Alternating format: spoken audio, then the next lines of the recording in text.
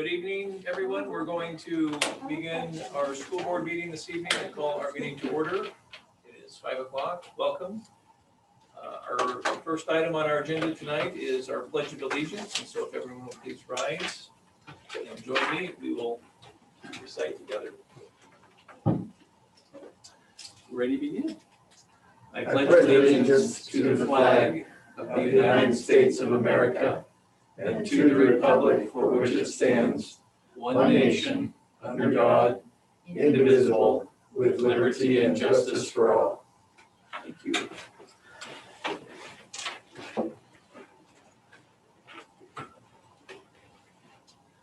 All right.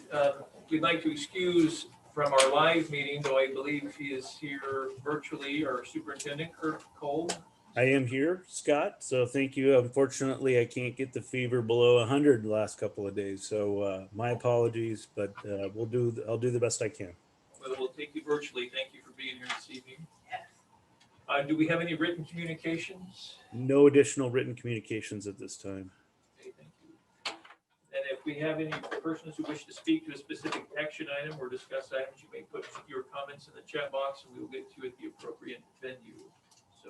Scott, I'd also add some clarity to that. If there are any members of the public here tonight wishing to speak regarding the iResolve issues, that is not on the agenda tonight, so the board will not be hearing public comment at this time on that subject matter, as it is not part of this agenda. Thank you. As far as I understand it, people can make public comment about whatever they like, whether or not it's on the agenda. No, that's not how we have it written in board policy. No? Correct. But people have done that in the past. They show up and they talk about whatever they want. Well, by policy, we try to keep it to what's on the agenda. Yeah, it does say that they have to say what agenda item they're choosing to speak to. Oh, okay. I'll have to look at that policy then, because I thought in the past that people have just showed up and had public comment about whatever they wanted to talk about. At the discretion of the chair, we can let people speak. Okay, so it's at the discretion of the chair. Yes. Okay. Put it on God. Yes, thank you. I'm happy to take that. I think maybe all we will say at this moment in time is that there's an investigation ongoing, and I suspect that this will come before the board in the future, and there will be plenty of time for comment. But until we have further clarity, I don't want to make this an issue that we necessarily have to discuss this evening. The iResolve movement, I guess if we want to call that, is not part of school board, and it is outside of that. And so we will address that at the appropriate time. And I think that appropriate time would be once the investigation is complete and we have more information. So that would be my recommendation to the board. I have no doubt, as many of you probably have received numbers of emails. I think the community is able to communicate with us if they like the email. We will discuss it, I'm sure, at some future date. So. All right. 2.3, introductions. Our new director of special services. Yeah, so I will kick this one off. Super excited. I can honestly say been part of the hiring process for this particular position on a number of occasions, and it's rare that we find a candidate pool so strong as we did with this go around. It was a great process. We had great candidates that we selected for interviewing, and I'm proud to introduce Vanessa Jones as the new director of special services. Vanessa is joining us from Eagle Point School District and with some experience as a superintendent in a small district in Northern California. So I'm just gonna turn it over to Vanessa to introduce herself and anything else she'd wish to briefly share with the board. Well, hello and good evening. I'm really excited to be a part of the GP family in the summertime, getting to start. That'll be exciting. I'm a wife and a mother. I have a sophomore in college and a senior at Eagle Point High School, and today is his first baseball game of his senior season. So I'm gonna jet out of here after my introduction so I can go watch him, but I'm just really glad to be a part of this team. Thank you, Vanessa. And Dr. Bloomquist has the next two introductions. Well, good evening, everybody, and I'm so pleased to bring these two folks before you just to introduce them and get their faces known to you. The first one is our new principal of GP Flex. And so Natasha Savage is on the line here. So Natasha comes to us from Central Point School District, longtime excellent educator, and is just going to bring some great things to our offering for kids and being flexible about their learning spaces. So Natasha, I don't know if you want to say hi to the board, but welcome and congratulations. I can say hello. So hello, school board. And I'm really excited for this opportunity. And I've got millions of ideas swimming in my head that I keep putting down in spreadsheet format. Can't wait to get started and spend some time getting to tell families, yes, we can do that. I think I'm looking most forward to that aspect of it. So thank you. And I'm excited to be working with District 7. Thank you, Natasha. Again, we're so excited you're on our team. The second introduction I'd like to make is our senior software developer, Doug Billy. Doug, we've hired a couple months ago, but we haven't brought him before you yet. So we thought, we're doing lots of introductions. Let's just do that. So Doug is just bringing a ton of skill sets to the district in his work in the private sector, building up a company, working internationally. And so we're just tickled as can be to have Doug on board. And he's a great individual and a great addition to our team. So Doug, I'll just open your mic up. You can say hi to the board if you'd like to. Hi, everybody. Nice to meet you all here virtually. Yeah, I'm also very excited to be a part of the team. I'm looking forward to bringing my skills and my experience to help, smooth things out and improve things any way I can in the district. So yeah, I'm very happy to be here. Thank you. Thank you, Doug, and welcome on board. And those are my two introductions for tonight. Hi there, this is Sherry. I believe I have the next two introductions. Our risk management supervisor, the young man that we hired, is Anthony Perry. I do believe he is on our call, but I'm not sure. He was actually working for the Jefferson County Health Department, and he was integral in all of their COVID response that they have been involved in. He has a background in epidemiology, and he is also former military, and he's also a Grants Pass student, went through Parkside North Middle School and Grants Pass High School. So super excited to have Anthony on board with us. And Anthony, if you're there, if you'd like to say something.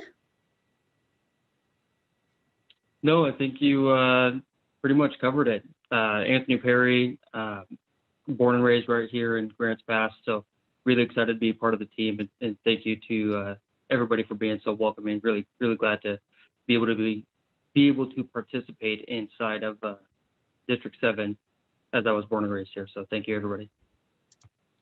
Thanks, Anthony. The other person I would like to introduce is Nate Olson. He is going to be taking James Lowe's place when James retires here at the end of June. Again, Nate is another Grants Pass student, went through elementary, middle school, and high school here. He is just a great young man and has been working for the city of Grants Pass, and so I feel super fortunate to have him as part of our team here in District 7. And I believe he is also on the call. And so Nate, if you'd like to say something to the board.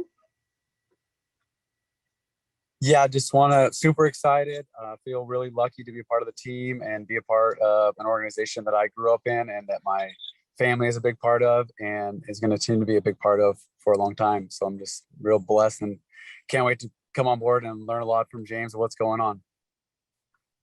Thanks, Nate. Thank you. And that's it for me. Thank you. Well, welcome to all of those who have joined us. We're excited to have you. Number 2.4, out-of-state travel for AP Summer Institute. Yep, that's just a communication to the board that we have approved an out-of-state travel for development of an AP course. Okay. Are there any questions or comments on that from the board? All right, thank you. We'll head on to consent agenda. We have 4 items on our consent agenda. Our approval of our board agenda for this evening, approval of our board draft minutes for March 9th, the financial report, as well as a personnel report. So we will entertain a motion to approve those. So moved. Second. Thank you. Been moved and seconded. Any comments, discussion? I did have a question on the financial report if Sherry was available. Yes. Can you call that up, Tanya? Todd can, he has it. Okay. At any rate, the question is, the graphs look just like they did last year. And given how different things are this year, I'm surprised. So I was hoping you could speak to why there haven't been some gyrations there. So as you're looking at the graph, you can see that there has been some movement both on the revenue side and the expenditure side, not so much on the revenue side because our revenue has been pretty consistent as far as the state school fund is concerned, and our general fund dollars. And that's what this graph is specifically focusing on. And on the expenditure side, you can see that we're dipping down below the line. And so our actuals on expenditures are actually lower. And so if you shift over to the right side, you'll see that our ending fund balance is significantly higher projected to be than we've had in previous years. If you go up a little bit, yeah, right there. So you see we're kind of at that 6.9 million. So I know it doesn't look dramatic on the graph, but there definitely has been a decrease in expenditures while we've been, for the most part, operating in either a hybrid or a CDL model this year. Gary, just to point out, this is general fund only. It doesn't include the federal money or any of that in this report. Okay, but essentially the short answer is it actually shows up in the graph. It's just small. Yes, that's correct.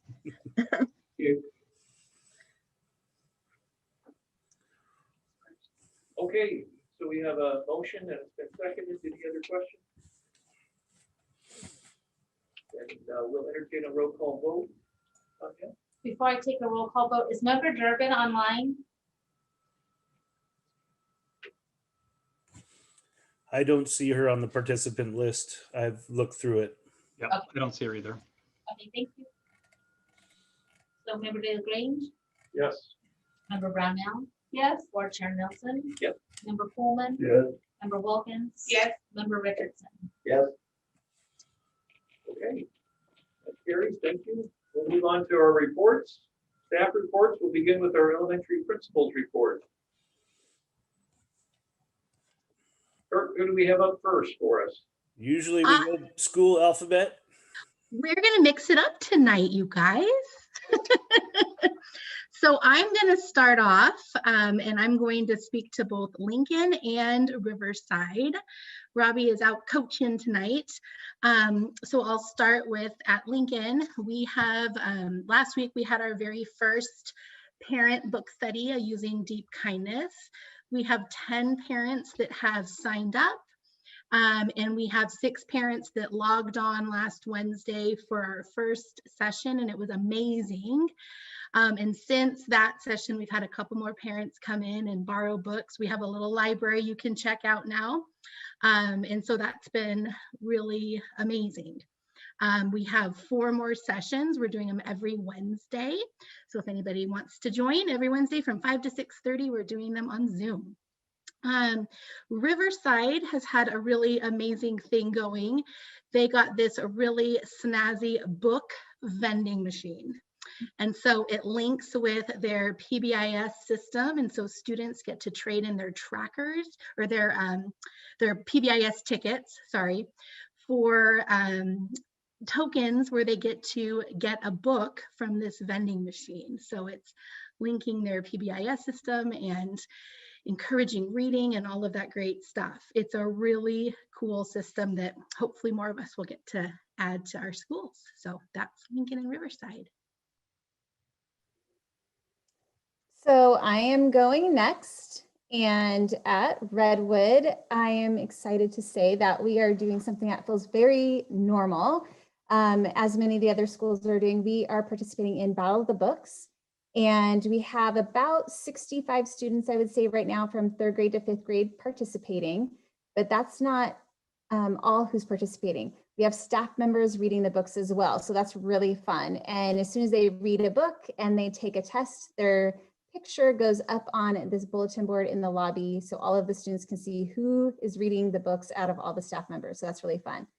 And then we are also having a door decorating contest that all of the students can participate in. So all of the classrooms get to decorate the doors, and there's 2 categories. One is most creative, and then the other one is best representation of the book. So everybody gets to participate in this big school-wide event. So that's all from Redwood, and I'm going to toss it over to my friend, Mr. Musser from Allendale. Good evening, everyone. So I am going to talk a little bit about PBIS. So this year, and kind of this is speaking for all of our elementary principals, we continue to hold our monthly PBIS meetings, which is Positive Behavior Intervention Supports. And we do these on a monthly basis. This year has been extra positive because we haven't had to spend so much time looking at our behavior referrals. Typically in years past, we'd spend half the meeting breaking down the behavior data, looking at the referrals, but there've been so few this year that we've been able to really focus on supporting and celebrating our students. We've been able to provide support and knowledge before we entered the crisis mode with many of our students, which has been extra important. Big reason for this is because this year we were able to bring on full-time behavior intervention specialists at the elementary schools, which has been huge. Not only are our business spearheading our PBIS teams, but they also hold introductory meetings with our new students and families, assisting the principals during home visits, coordinating and running meetings to wrap support around our students, and making daily connections with our most intensive students who have really been impacted by COVID. Despite not being able to see our students every day, like Christine said, we're trying to make things feel as normal as possible for our students and keep our students connected. And I'm going to now pass on to Nevin. Good evening, everybody. And Rob, Lewis, and I are going to take turns talking about the big return. And so I just want to report out the kind of energy and excitement we saw after spring break, bringing our 1st grade classes full. It was like the first day of school. Just you could feel sort of that electric, and the kids, shiny backpacks and the whole deal. Happy parents and really happy teachers to get all of our 1st graders back and going. We're seeing our attendance issues trailing off. We're really, especially some of our families who are really struggling with online attendance that are at school every day, and we just kind of sleep better at night knowing that we're able to really, really reach out and touch those kids from 6 feet distance, of course. So, and then it all repeated again Monday. It was like another first day of school on Monday with our 2nd graders, and it's same outcomes. Teachers were kind of nervous, and about half hour into the day, I'm getting emails from my 2nd grade teachers. This is so amazing that kids just being together and there's energy in the room and they're actually talking because there's not 7 of them. And so it was really exciting the last couple of weeks, just kind of slowly bringing kids back in. We've had a couple of days now to kind of pre-check some of our school systems as we prepare for yet another first day of school next week. And I will let Rob speak to that. Thank you. Thanks, Nev. Yes, 3rd, 4th, and 5th grade return on the 19th. Feels like we've been planning this forever. You know, we've been talking about this all the way since almost last summer. And every school has put in a great deal of hard work, a lot of planning going on with our check-in process, and navigating the flow of cars in the morning for our parents, trying to make sure we can get the kids in safely, following all the protocols and getting them to work on time. That's been a great deal of work. We're also working on meeting space requirements for teaching and eating because everything keeps changing when some of those changes that have allowed us to come back. Working on master schedules. And the big one in the afternoon is checking out students, getting them in the right cars the roads are crazy out there. And so we're just asking any of the parents that are listening now, just thank you to all of you for being supportive. And we're working diligently to try to make this process efficiently as we can for you. But you know what? We're just so thankful to get some normalcy back. And we cannot wait to get the kids, everybody here. So we're excited, a little nervous, but we're just ready to go. So that's it from elementary. Thank you, guys. Do you have any questions for us? And this is Susan Zatola. I just wanted to follow up by publicly acknowledging the work of the 5 individuals plus Robbie Henderson, who isn't here tonight. I cannot tell you how hard and dedicated, or how hardworking and dedicated they have been to ensure a safe return for all of our students. There's not a single thing they wouldn't do or try or problem solve to make people feel comfortable, to follow all the protocols, and to make this possible. It absolutely could not have happened without the 6 of them. So I just want to make sure that the board knows how proud I am of them and what a great gift they have given our community by making this work. Thank you. Thanks to all the principals and all the teachers. We have talked about this previously about how important we feel it is for the kids to get back to school, and we're very grateful for each of you and the hard work that has been done to make that happen. So thank you very much to all of you for your diligent efforts. And I know the kids are excited, and I'm sure there are many parents out there who are grateful for that as well. So thank you. Thank you for your tape measure skills, Susan. All right, 4.1.2, RCC and GPHS college degree alignment. Oh, sorry, I'm just looking up there. I'm not looking. We're going to talk next 4.1.3 first, AP Environmental Science textbook adoption. So we're going to have Director Evans talk a little bit about that. I appreciate you making the adjustment to the agenda so that Ross St. Clair, who's with us tonight, can speak to the textbook he is recommending. Last month, you approved the course AP Environmental Science, and with that comes the need for a textbook. We ran it by our Parent Advisory Council. The book is available for public review in the curriculum office. Ross is going to speak to why this particular book. Ross. Thanks for listening to me speak tonight. I appreciate you guys hearing me out. The book we've chosen for environmental science is Environmental Science by Wingot and Podesta. It was one of 3 main books that are out there, the 3 primary books, and those books are used in 90% of the courses that are taught in AP Environmental Science across the country.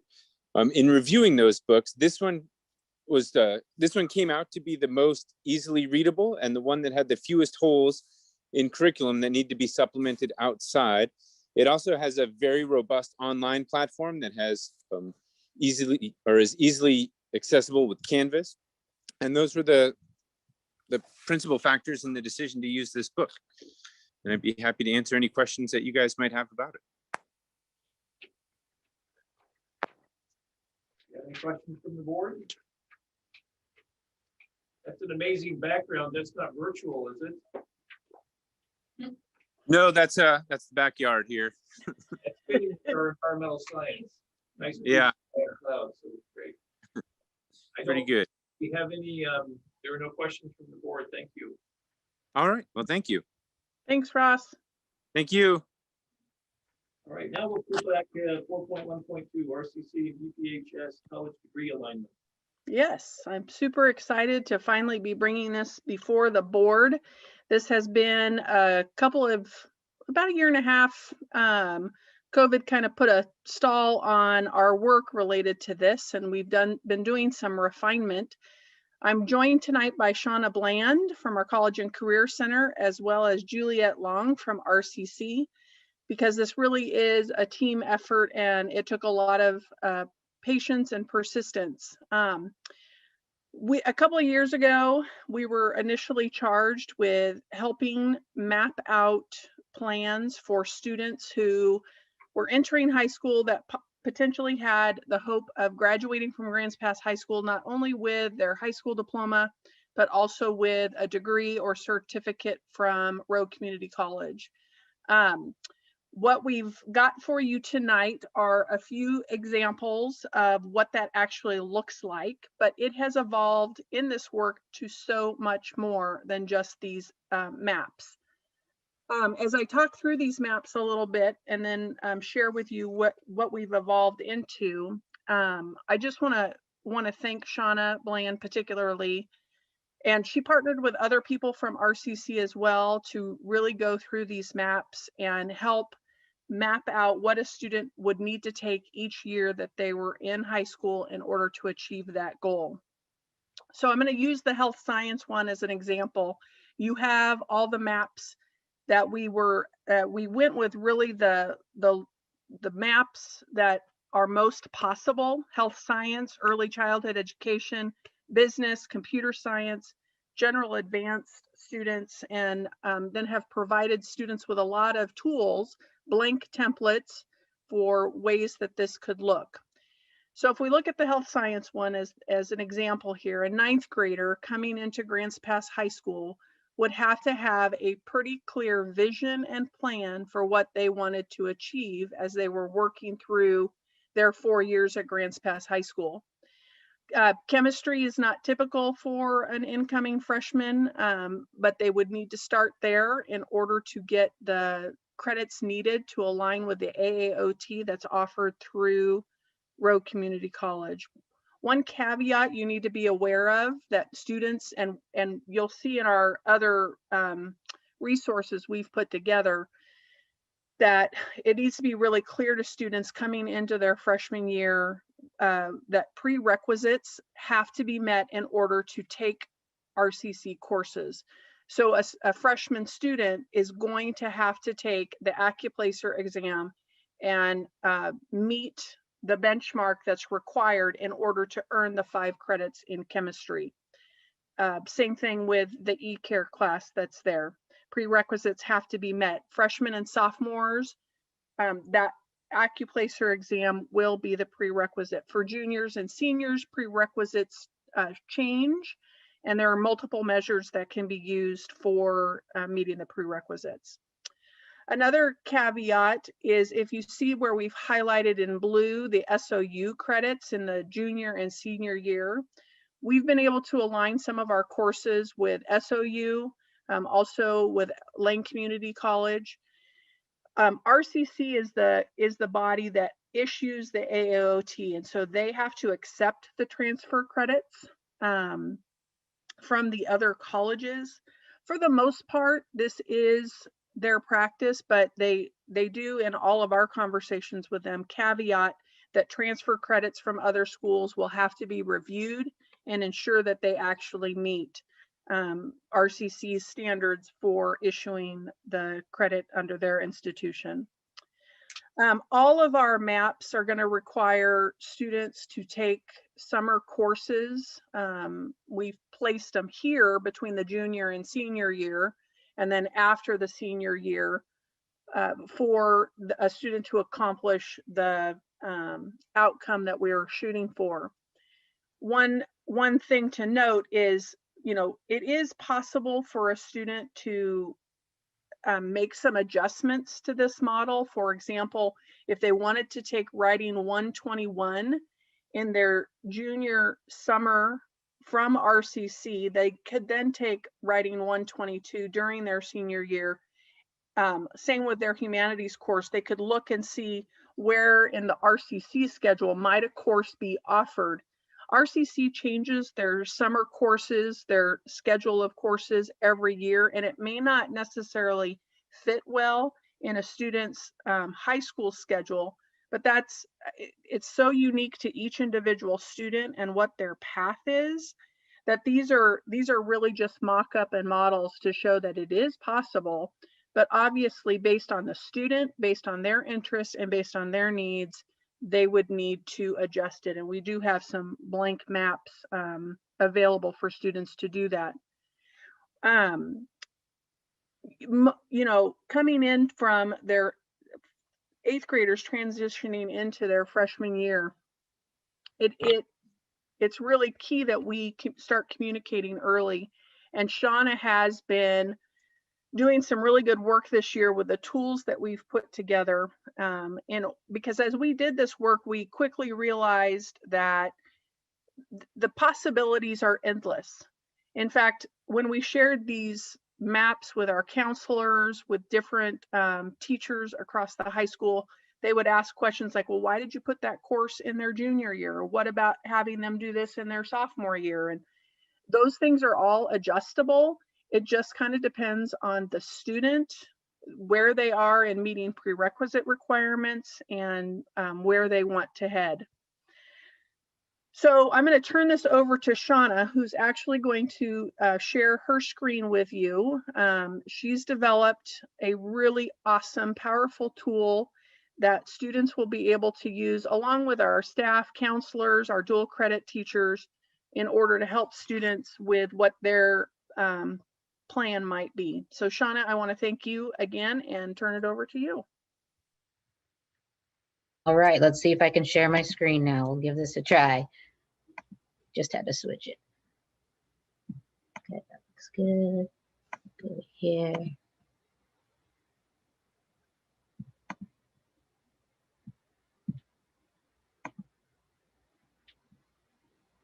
Okay, so now let's see if I can get, hold on.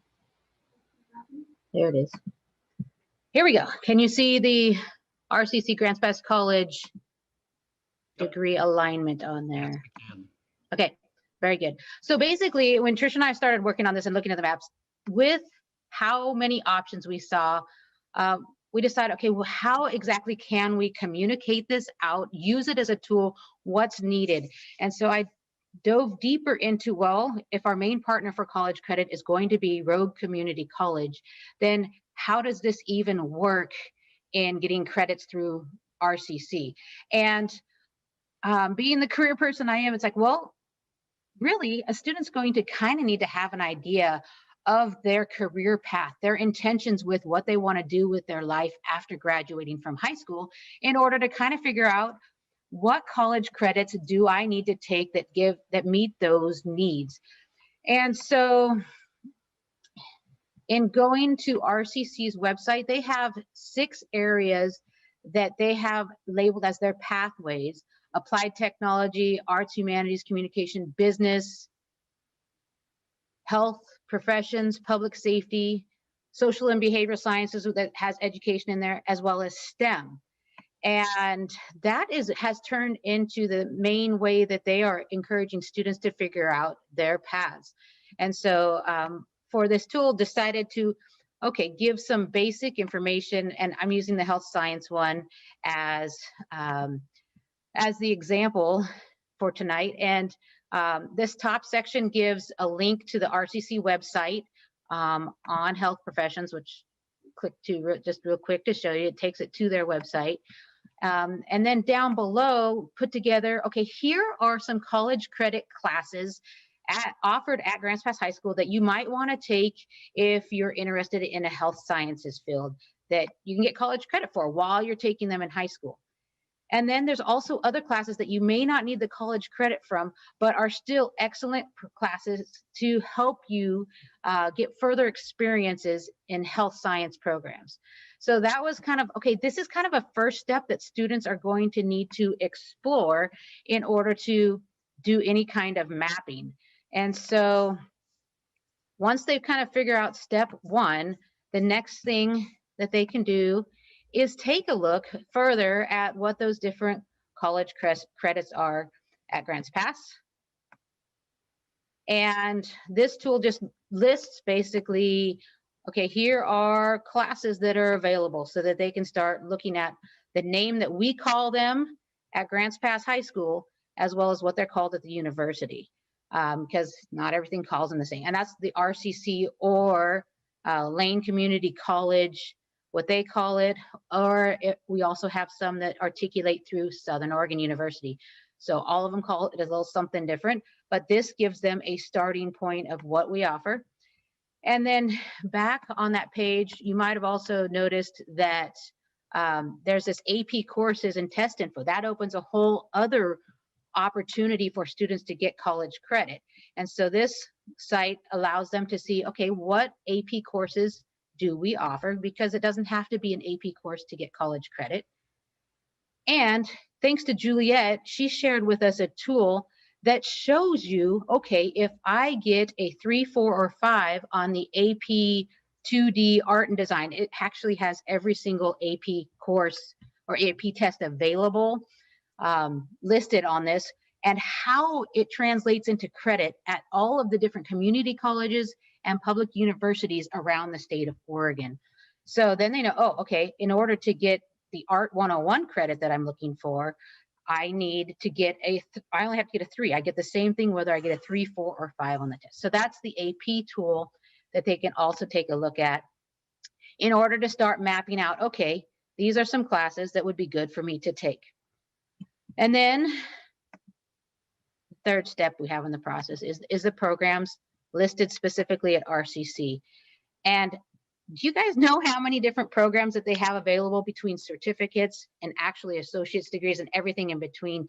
There currently are 99. Juliet, who's on this call, probably knows the number, but 99 different degree options or certificate options available through RCC. And so a student may want to get their associates in transfer, but really what I found in looking at this is, wait, there's a lot more than just a transfer degree that you can get at Rogue Community College.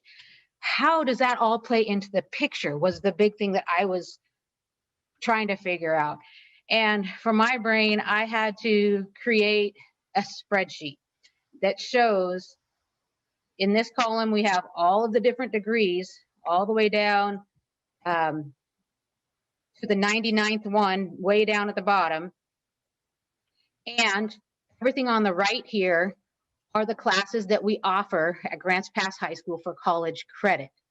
And I was like, well, what do we even have? Are we meeting the needs? And green ones, if you're seeing the green over in this area, that means that that's a required class for the degree or certificate. Orange ones can count towards electives, and the blue ones are prerequisites to get into any of the program.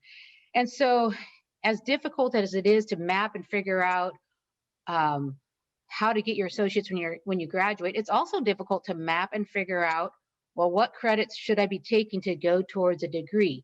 But the exciting news is almost every single certificate and a degree has something that a kid can be taking to go towards their college credit. And almost every different area that someone may be interested in a career is also an available option for them to pursue through RCC or other degrees or other universities. And so that was another opportunity to just be looking at this project and going, this is a lot bigger than just giving some mapping options for kids to start looking at an associate's while they're still in high school. So that's this tool that I'm excited to share out with other teachers, especially and counselors, to be able to share. The mapping tool was the last option back on the home page. I can scroll to that. The maps that Trish had shared, as well as the blank maps and planning charts that we have available. So those. Connie, do you want to talk about how it was received by the students you worked with at middle school? What your feedback was? So I worked with South Middle School's Avid 8 class as kind of the guinea pigs to, okay, how are these tools going to work for those that are probably 7th, 8th grade is really when you're going to need to start looking at these things and mapping out the high school classes that get college credit. And so in working with them, I did an activity with them where it was in hybrid mode, where I was in the classroom working with the kids that were there, and then there were kids at home trying to accomplish the same thing, looking at sample maps, looking at what we offered, and then filling out a planning map from a blank canvas, looking at these examples and trying to map it out. And it was a fun experiment for me because it's like, well, we've got these tools, but are they even going to be comprehensible or something that would be useful? So fortunately, I was able to do a follow-up survey with those students afterwards. And here's a little bit of the data. Was this activity useful? Over 60% said yes.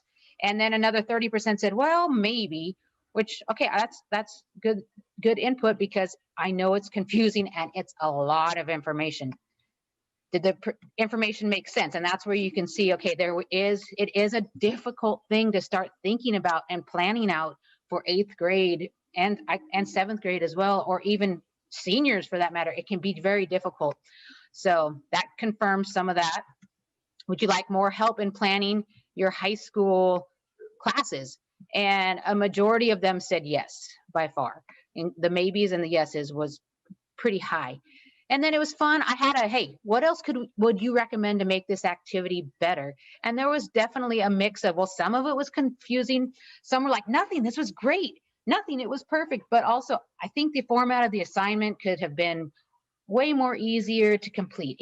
So there's definitely a mix of different input that they gave, but a good starting point and good, okay, we can find some different things to improve on having this work better moving forward. And moving forward, where it fits in, I see it would definitely fit in with the 7th and 8th grade again, but it's going to have to be returned to repeatedly throughout high school as well, because plans change. So maybe Career Academy is another chance to meet with them. Maybe some workshops in the evenings that could be attended by not just students, but their parents, because it takes a team effort in order to get this accomplished. And then even 8th grade parent night and the counselors. So that's kind of where I see it going from there. And thank you, Shauna, for that. Yeah. The key to making this work is and what we really started to see was how intentional students need to be when they are selecting courses that they take. It's not just about getting classes for college credit, but what are you going to do with that college credit, and being very intentional in it. As we've partnered with Juliet Long, who is a great partner of ours. Not only is she on our budget committee, but she knows things at RCC pretty well. I'd like her to speak a little bit about tools that RCC is developing as well to help students really, I think she called the tool a degree to audit, or audit tool. Anyways, the whole point is, Juliet, I'm gonna let you explain it. Thanks. First off, I want to acknowledge Shauna's work. I was blown away when she first showed this to us. It is amazing what she's put together. I can't imagine how much time it took you to do that. You probably could advise most of our students now, because I think you know our programs better than some of us if you went to that level of detail. It's incredibly impressive work. It's really going to be great for the high school students. And I appreciate what Tricia is talking about with the intentional credits and intentional dual credit. I know there was a phase of get as many credits as possible. And we've learned now as we've gone, evolved, that the right credits are more important than the number of credits, and making sure that they count towards degrees that they're looking at or interest areas and stuff. And so by planning this out, it is so nice to see students can see where my credits are going and how they connect to things that I'm interested in.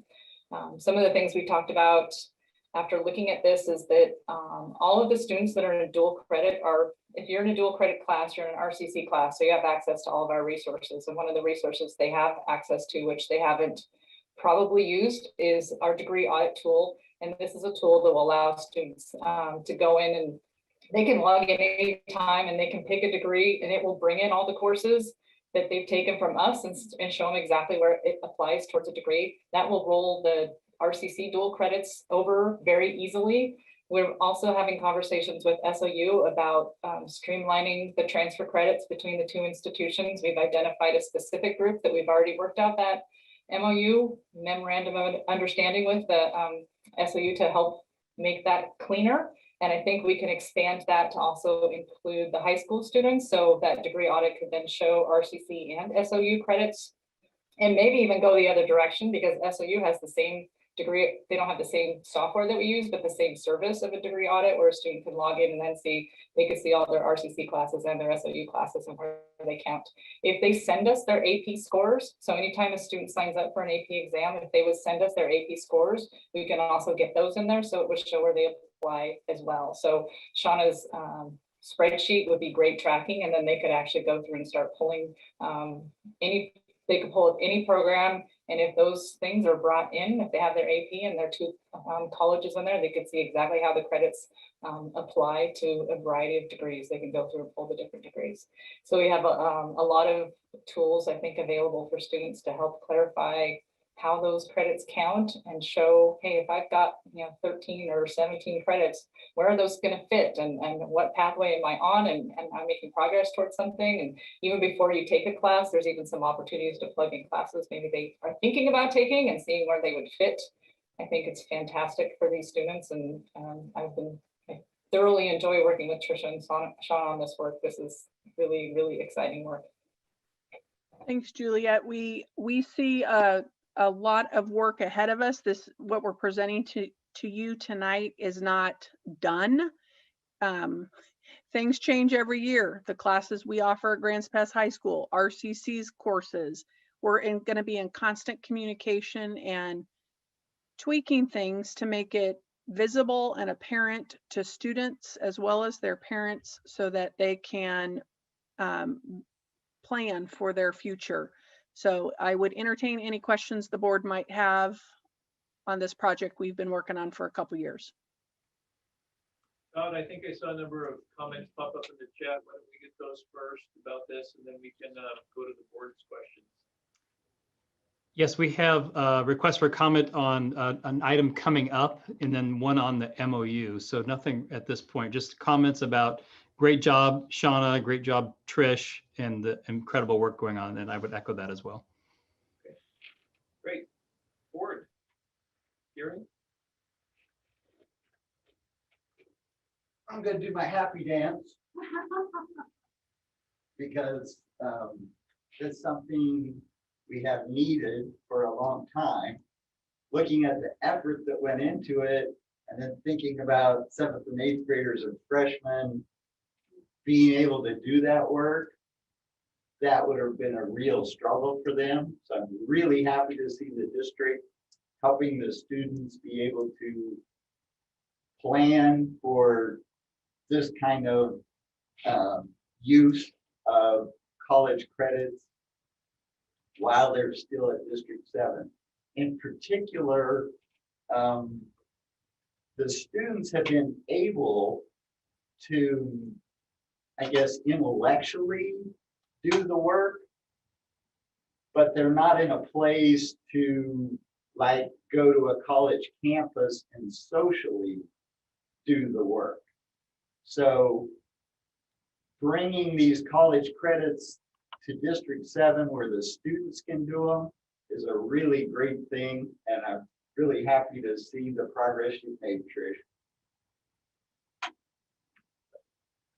Thanks, Gary. I appreciate Gary's comments. I don't know if we want to see the happy dance again, but I appreciate it. Debbie has a comment. So the classes that they need to take in the summer sessions at RCC, does District 7 pay for those classes, or what are the finances on that work? Yeah, we are looking at our Measure 98 student success dollars and how we might be able to leverage more of those to help offset costs. There are some early college conversations going on with RCC that give us a little bit of a cost break for our students who will take those courses. So that's still something we're working on, but yes, the quick answer is we're looking for those opportunities. Thank you. Right. Yeah, thanks, Trish. Thanks, Shauna. That all looks fantastic, and it was a ton of work, so I appreciate that. I have a question about, you were talking about 7th and 8th grade, and my daughter's in 5th grade, and she'll be going into North Middle School next year. And, you know, bless her heart, but she is still like a child. And so I'm just wondering how 7th and 8th graders are supposed to know what career they want when they're just kind of like, you know, turning into young adults. Great question. We totally agree. And what what we really try to emphasize with our middle school students is that plans are going to change, but it's good to get them thinking about it, talking about it, exploring the options. You know, there are some students that, man, they get their mindset and they make a plan and they go forward. And for those few students that, you know, having those maps will be very helpful to them because they'll want to get it done. Whereas for other students, what we really try to emphasize is explore and consider your options. And so Shauna described earlier different touch points that we need to have throughout their education. So definitely in middle school. Then again, we're going to embed this in Career Academy, having parent workshops and student workshops in the evening so that there are multiple touch points as the student goes, because at some point they're going to need to narrow in. And our job is to kind of help them narrow that funnel down to what they're really wanting to focus on. Some kids will have that goal much earlier than others. Yeah, thank you. I was a late bloomer, so I didn't know what I wanted to do actually until after college. But the career pathways that you mentioned, is that something that does that happen at the middle school level, or is that just in the high school? I'm not super familiar with that.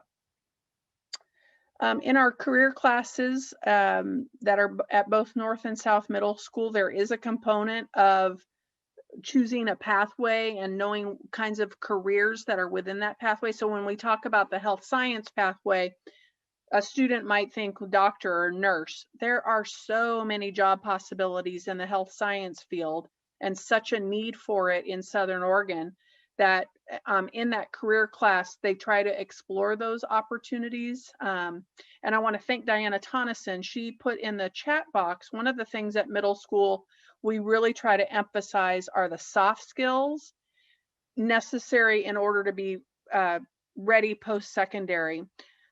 It's really important that when we talk about being college and career ready, that we don't de-emphasize the career ready piece of it. The skills of organization and leadership and collaboration, all of those, regardless of your path, are what's going to help you be successful post-secondary. We're going to start working on a career focus piece that would lead students to trade schools or to apprenticeship opportunities that maybe college is not for them, but their intentional work and planning through their high school career will also help them get there in that post-secondary aspiration. Thank you. Thank you for all your work. Any other comments or questions from the board? All right, well, thank you very much. We're excited for this program, and we look forward to seeing it blossom over the years. So, our last item under this reports is 4.1.4 SIA community engagement. So, Director Evans. And before we let Trish do that, Tanya, can you make me the host? Shauna made you the host. I need to have that control back. Sorry. No, it's totally fine. It's confusing. It's what it is. You'll have to hover over Grants Pass Boardroom and then right click on it to make me host. You guys see that? I don't see host. I don't see host option. Tanya, if you go to the list of participants, and then you go down to whichever one is the proper one for Todd, then there's a more option and you should be able to switch it to him as host at that point.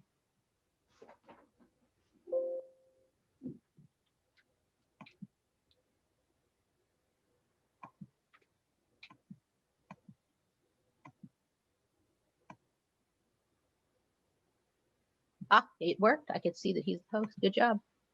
I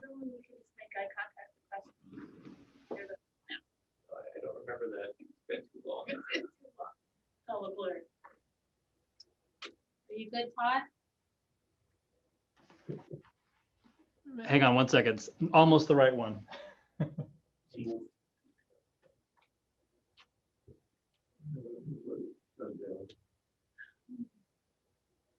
That's host, right? I think he's using that other account though, so he's probably switching to the other account now. Yeah, 'cause I think he's on that.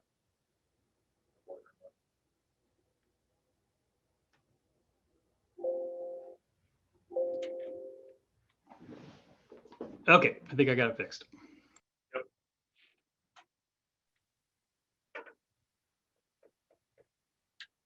All right. Director Evans, I think we're ready for you. Yep. Okay.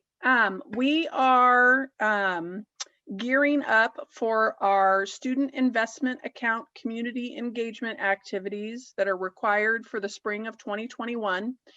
What you have in front of you right now is a series of dates and times where we have scheduled opportunities to meet with our community, our staff, our budget committee, our board.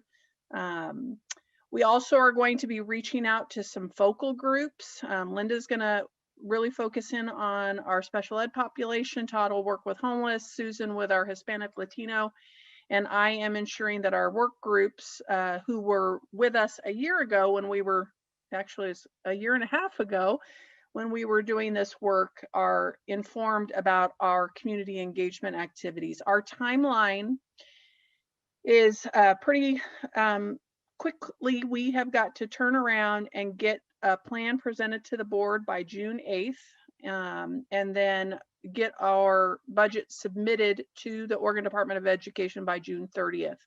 So what we're going to do right now is give you a quick snapshot of what our presentation will look like in the community engagement activities. Each one of the directors has a part and piece.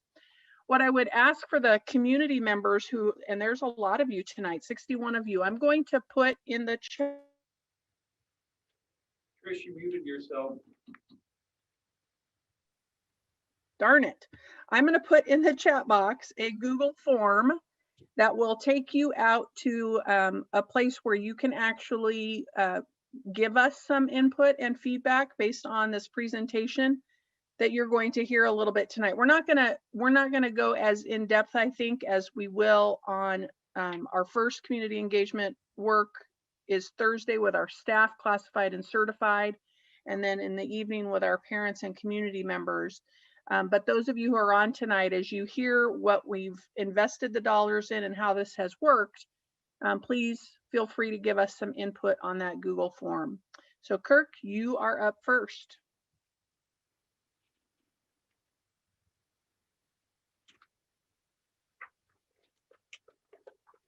You're muted, Kirk. I'm muted, thank you. I said that to 40 people today and I can't figure it out myself. So Trish did a nice job of introducing the introduction slide. Todd, I'll take the next one. So you're all familiar with our last go around with this, and then the original allocation being significantly higher than what we received due to revenue at the state level. So this year is 4.9, but I don't believe we're going to get all of the 4.9. It's somewhere around 4.6. Trish can correct me if I'm wrong. 4.6, which is significantly greater than what we had last year. Real focus on equity, and the whole goal overall is improving access and opportunity for all students, especially those underserved in our system. So it's as mandated by law. We're to focus on mental and behavioral needs, increasing academic achievement, and reducing disparities. So there's some of the allowable expenditures, reducing class size, well-rounded education, instructional time, and health and safety. And health and safety now does include things like HVAC, and I think that'll be discussed a little bit later. Go ahead, Todd. So this is mine also, correct, Trish? Yep. Okay, longitudinal goals by 24-25. So you've seen these measurements a number of times. I won't read them each to you, but they're stretch goals and with targeted groups. So you see 4-year grad rates, 5-year completion rates, 3rd grade reading, 9th grade on track, and regular attenders. And so the purpose of stretch goals for a focal group, we were required to identify a specific group where we want to we really want to reach a lot higher and be intentional about our investments in those stretch goals. Kirk, I just want to emphasize one of the things that we're trying to do in the longitudinal goals. I thought we were on the strategic plan one was, sorry, trying to multitask here.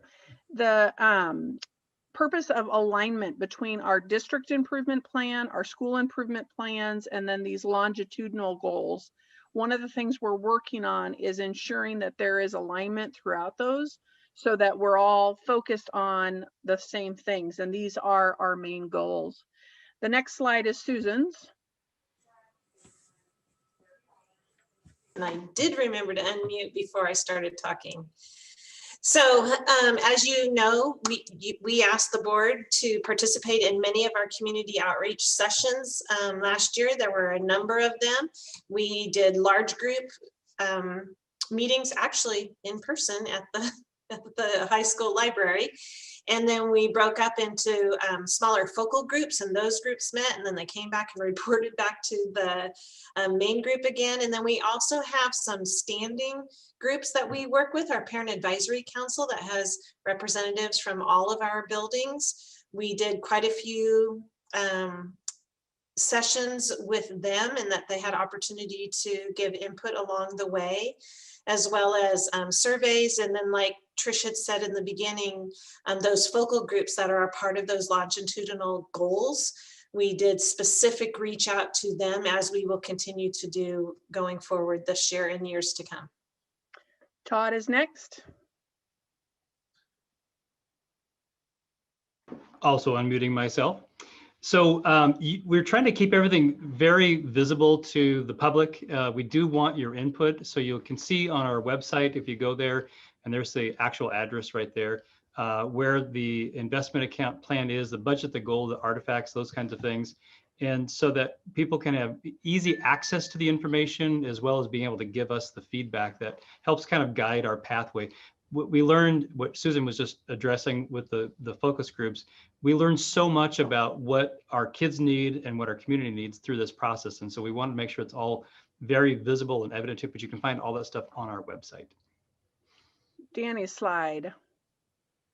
And I apologize, I do recognize there's going to be some typos on the next two slides, and it's also probably pretty small for our participants. But Danny, this is yours. Yeah, it's typical that there would be a typo on my slide. So what can you say? So we had grand plans after we went through all of the community engagement and input and everything. And we were so excited. We were getting $4.935 million. We were going to build elementary and middle school classrooms. We were going to hire a behavior intervention specialist, hire a district nurse, hire additional math teachers, language arts teachers for middle school, for the high school. We were going to hire an EDI coordinator, a special ed coordinator, and you can read the list. There were a lot of things here that we wanted to do for that $4.935 million. And then that total sum of money did not actually come to fruition. And so we were not able to do all of the things that were on this list. And Sherry's next slide.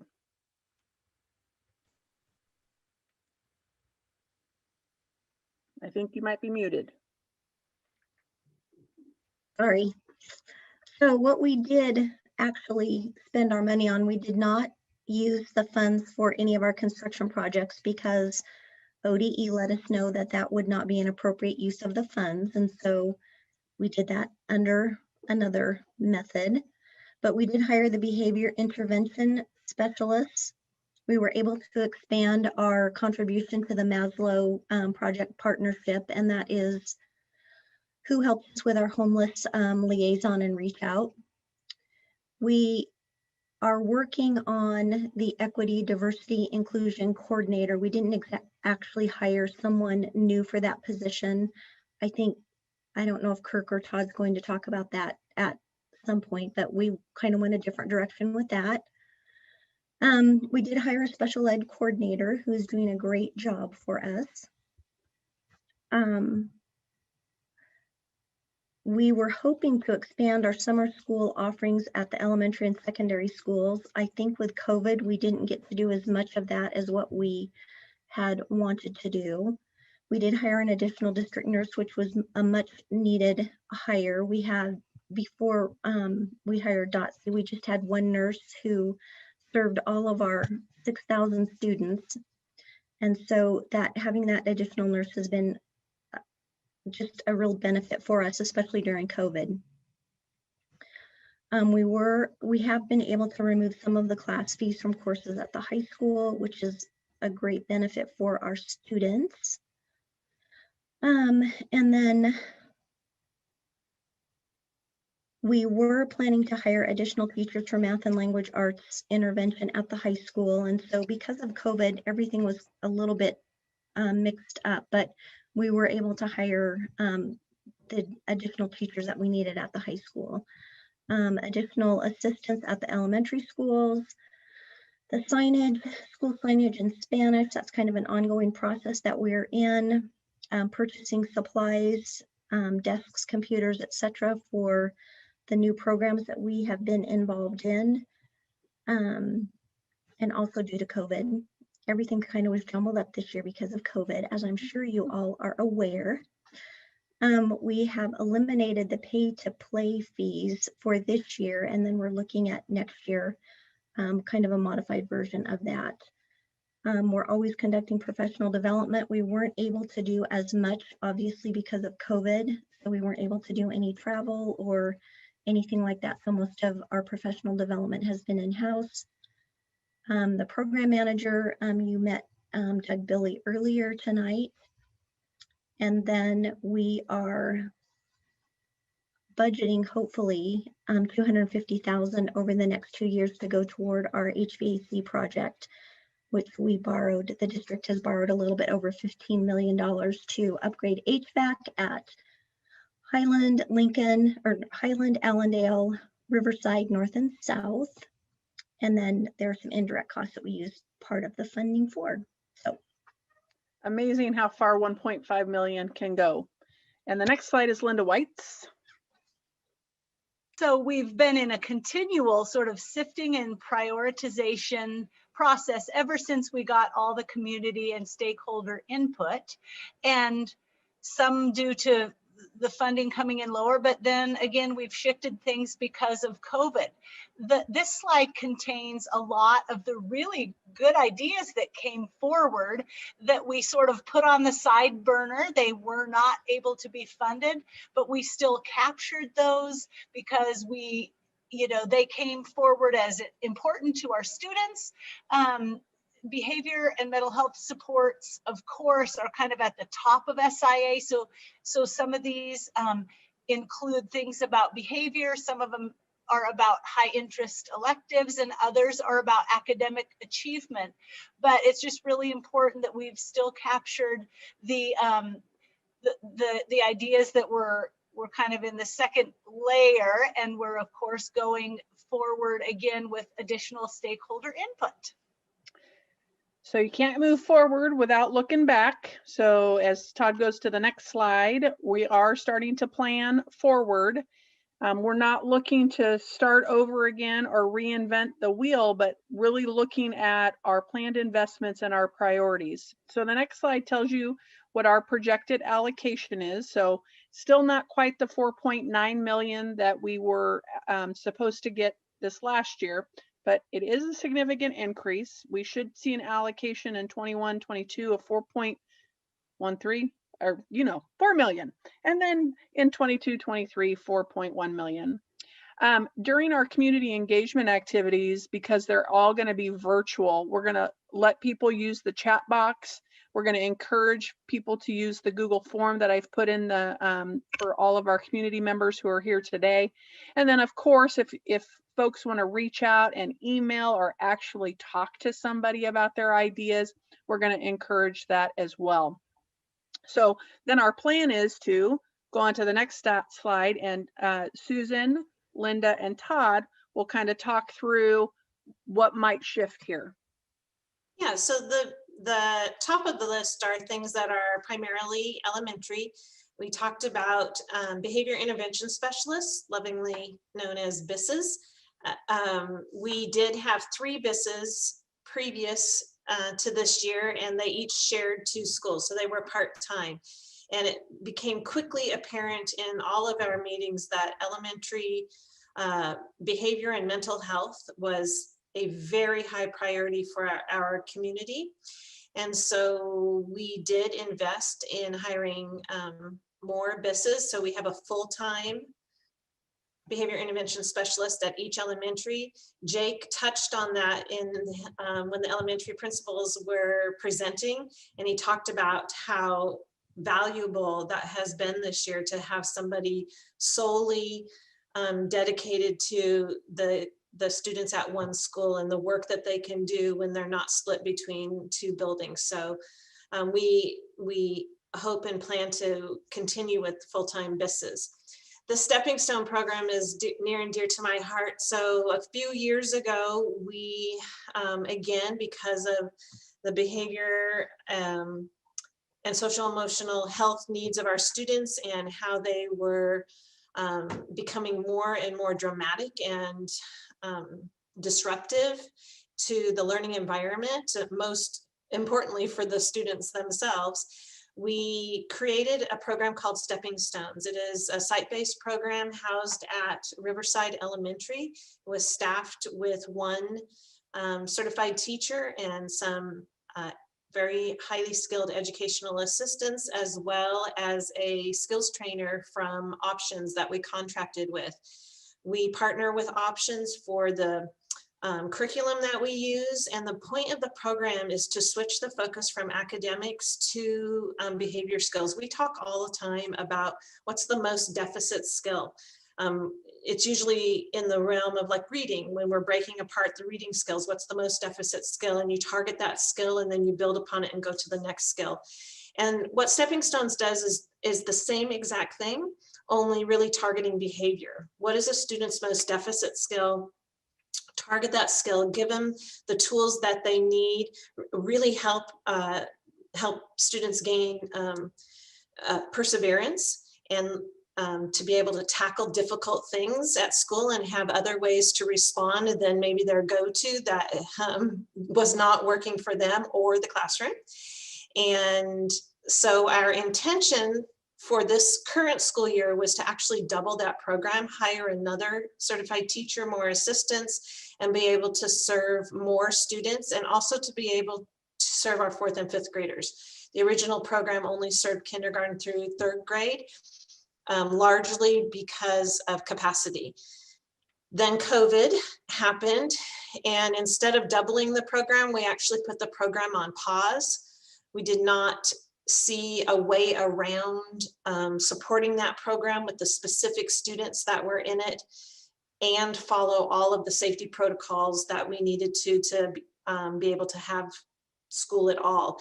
And so we put the program on pause, fully intending to bring it back, and we absolutely are. Just this week, we hired 2 teachers for Stepping Stones, and then we will continue that process with the support staff that we need to. And so now that we've hired the teachers, we can move forward with next step plans so that we can go ahead and do what we had intended to do for this year, but we will do it for the 21-22 school year.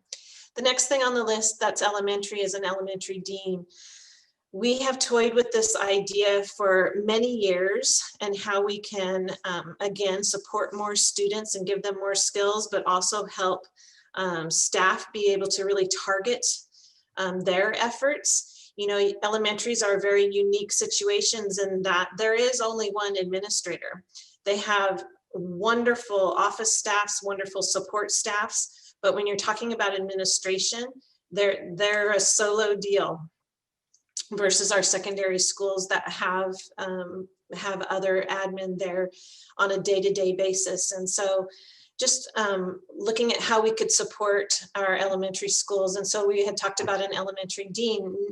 This is one of those ideas that I think Linda touched on, where great ideas, it's not really about right and wrong, but as we've had more time to reflect, maybe we want to shift and go in a different direction. So that's one of the things that's up in the air. Do we want to still do that, or do we want to maybe put more of our emphasis on more skills trainers at schools or other sorts of personnel that can give social emotional help? Okay, and I'll jump in here. This is Todd Blomquist. Just looking at our Maslow partnership, we expanded that this year, and we're going to continue to do that next year. Maslow was able to cite some pretty good data about bringing in a student success advocate specifically for high school and increase participation and attendance. And so we're tracking that data, but we're going to continue to fund that through this next year. You'll see on the list that we had posted for quite a while, the Equity, Diversity, Inclusion Coordinator had a little bit of interest, but not really the applicant pool that we were hoping for. So we're going to shift my role to take lead on that particular position and start coordinating training for the district, the work that we've been doing with our team for inclusion, diversity, and equity, our TIDE group. I think we have a few of those folks that are in the house tonight. Good to see you and hear you all.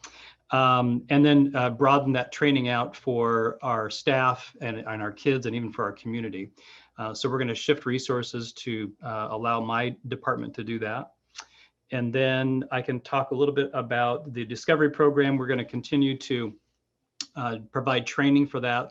And that is a program that's designed around helping students with self-control, building community and culture. The data on that particular program, when students and staff work through that together, is pretty outstanding in terms of giving kids the tools they need to navigate in this life. Helps a lot of kids to be able to stay in school when they were having difficulty doing that. And then we'll continue with our school signage, Spanish in particular, as we look to create safe spaces for everyone, but also that wayfinding is a very important piece. And the last one there, we did have limited staff development this year, but we are definitely going to be expanding that into next year. There's a lot of work to be done. We have a lot of staff asking for very particular training. I know on the line tonight, Randy Reed has asked about diversity training. That is definitely one of our top priorities and part of our plan. So that will continue to go forward. I've been working with the statewide Gender Diversity Summit that's been going on for 3 days now, and we're working on a contract with Transactive out of Lewis and Clark to do some training for us. So that's all good things that are coming.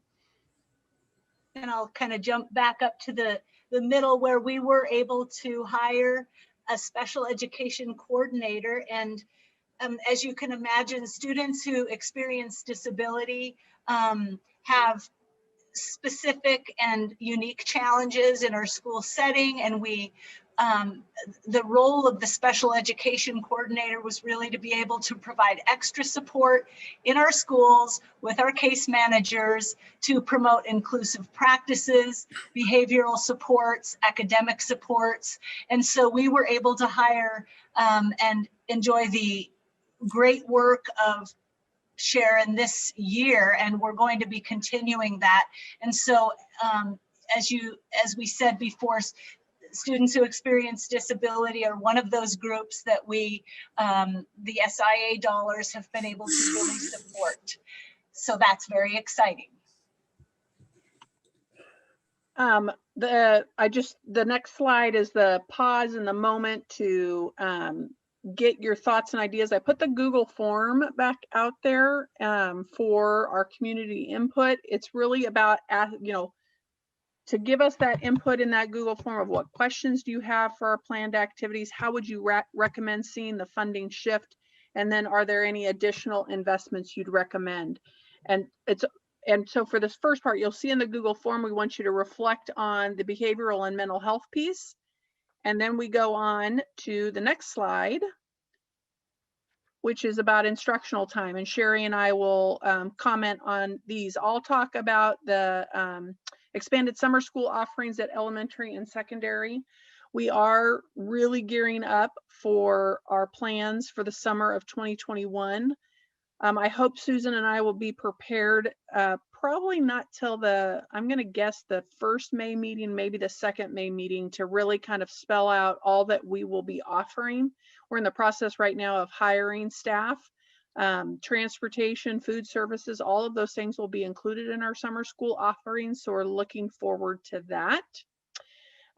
Next year, we plan to have after school programs at elementary and secondary. And so starting to talk about activity buses, transportation that will be provided around 5:30, 6 o'clock so that kids can stay after school, participate in their clubs, participate in their athletics and activities, connect, get additional academic support. So we're very hopeful to have that in place for 21-22. And Sherry on HVAC.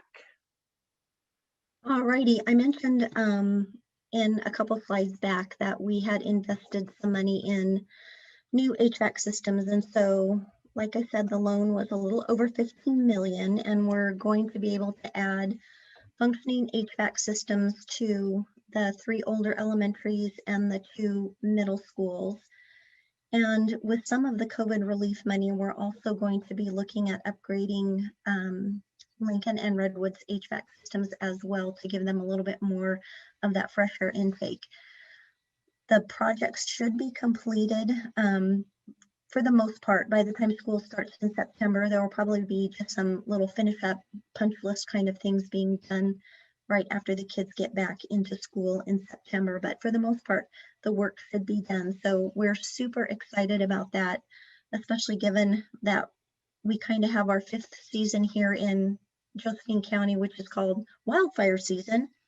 So hopefully these HVAC systems are going to be a big help, not only when we're looking at other communicable disease issues, but also with our wildfire, and then also just providing a good stable climate in the classrooms where we don't have the heat and cold fluctuations that we're so used to in our older schools. So really excited to get that work done.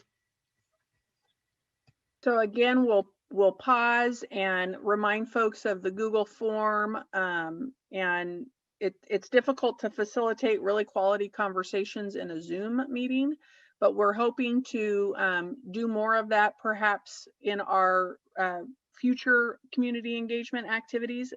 The last bucket that we have is our supports for academic success. Danny and Sherry and I are going to speak to some of these items, and we'll start with class fees and Sherry. So one of the plans that we had was removing the fees so that it provides more equitable access to students to any of the opportunities that they have in school. And so we have been able to do that this year, and we plan to continue to do that going forward with the additional funding that we're going to be receiving. So I'm really happy that we're able to do that for the kids. Dan, I'm gonna let you talk about the additional teachers, and I'll talk about the Discovery Program. All right, so we know that class size helps with some academic success. And so at the Grants Pass High School, we were able to hire additional math and English language arts teachers. That staff has been hired, and we are excited about that. 2 additional staff members, 2 each for both middle schools, added for intervention and added electives. We did not hire those, but we are planning to hire those for the 21-22 school year. We are planning on also hiring an additional staff for our Gladiola, basically, and looking again for high interest electives for students for 21-22. Some of those have already been posted and so forth and so on, but just waiting to go through the entire process. The other thing that we know that we're trying to do is add additional educational assistants, 2 at each elementary and 2 at each middle school. We've hired some of the elementary actually this year, and they helped us with some of the childcare situations that we found ourselves in, so we could get all of our staff back. But next year we will hire all of the ed assistants at the elementary and the middle school assistants as well. And that's really where the Discovery Program at North and South Middle School, we're looking to support behavior there as well with the additional educational assistants. We have some new classrooms at North Middle School, 4 new classrooms. South Middle School also has 4 new classrooms, and Gladiola is almost done, Sherry? Almost done with 2 new classrooms. we are purchasing all the materials, desks, computers, etc., using student investment account dollars to get those rooms ready for those additional teachers that Danny just talked about. We did remove all pay-to-play fees for this spring for all of our extracurricular activities with such short seasons. We didn't want families to worry about fees, and we are, it was a big part of our community engagement last year. We heard from a lot of folks that they want to see those fees either eliminated or reduced. And so continuing that for 21-22 school year. And then of course, some of our professional development dollars will not only go to the behavior and mental health support, but also to support academic success. So we'll be expanding our efforts in 21-22 because we have been so limited with COVID in 2021. That is basically our slideshow. Again, we pause for input, remind you of the Google form, ask you to comment on those items that you saw that we've invested in, give us any new ideas that you might want us to consider and put into the mix. And then finally, I think there's one more slide, Todd, right? Thank you slide. No. Funny, I must have sent Tanya the wrong one, because there is a thank you slide for your community engagement and being involved in this process with us. We're going to try our best in the virtual world to really hear a variety of voices and include as many of our key stakeholders as possible. Does the school board have any questions or thoughts on our presentation? And Board Chair Nelson, there are 2 participants who would like to speak on this topic. Okay, I know, why don't we take them first? I know Debbie has a comment. There's probably some others here from the board. Why don't we take our virtual attendees? Okay, sounds good. So Janine, Andrew, if you're still on the line, you have 3 minutes. At about 2 minutes and 30 seconds, my little timer will go off, which will mean you have about 30 seconds left to wrap it up. Of course, I'm still here. Thank you. Thank you to the board and to the directors and admin and everybody here.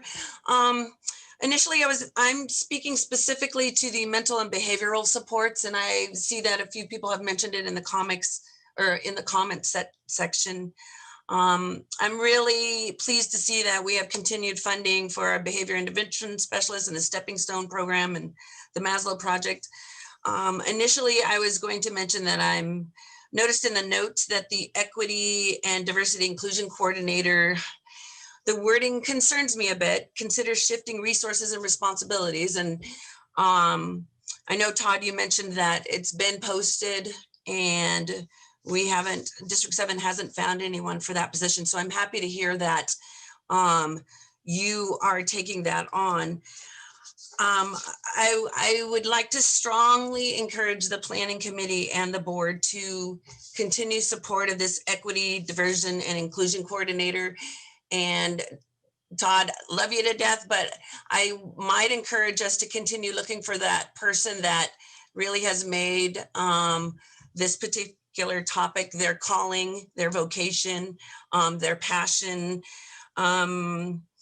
I think just in light of ongoing issues in District 7, things that have led to civil rights issues, to some lawsuits, to equity issues, I think that it's not only an important investment in our students, our children, our youth's mental and emotional health, in the social culture of our students, but I think that to find somebody who specializes in this, who is the one actually giving those training sessions, that's somebody that's gonna put in place systems that we need, the training, the diversity, the inclusion, not only for our children, but for our staff. And the bottom line is really, we're making an investment probably in our financial and fiscal economic success in the future so that we keep these issues from rearing their ugly heads. So again, I'd like to strongly encourage the planning committee and the board to continue looking for that special person that really, this is their strength and their calling. Thank you. Thank you. Don? Okay, thank you, Janine. And we have Randy Reed. You have 3 minutes and my timer will go off about 2.5 minutes into it, which will give you about 30 seconds left. Well, thank you very much. Hello, my name is Randy Reed. I use she, her pronouns. I am an alumni of Grants Pass High School, North Middle School, Fleming Middle School, and Fort Benoit. I know I've been to them all. Currently, in the light of the pandemic and the ways in which we work with our students and our children, one of the things that is very important to note that there is an epidemic among our youth who are between the ages of 10 and 18, and that epidemic is death by suicide.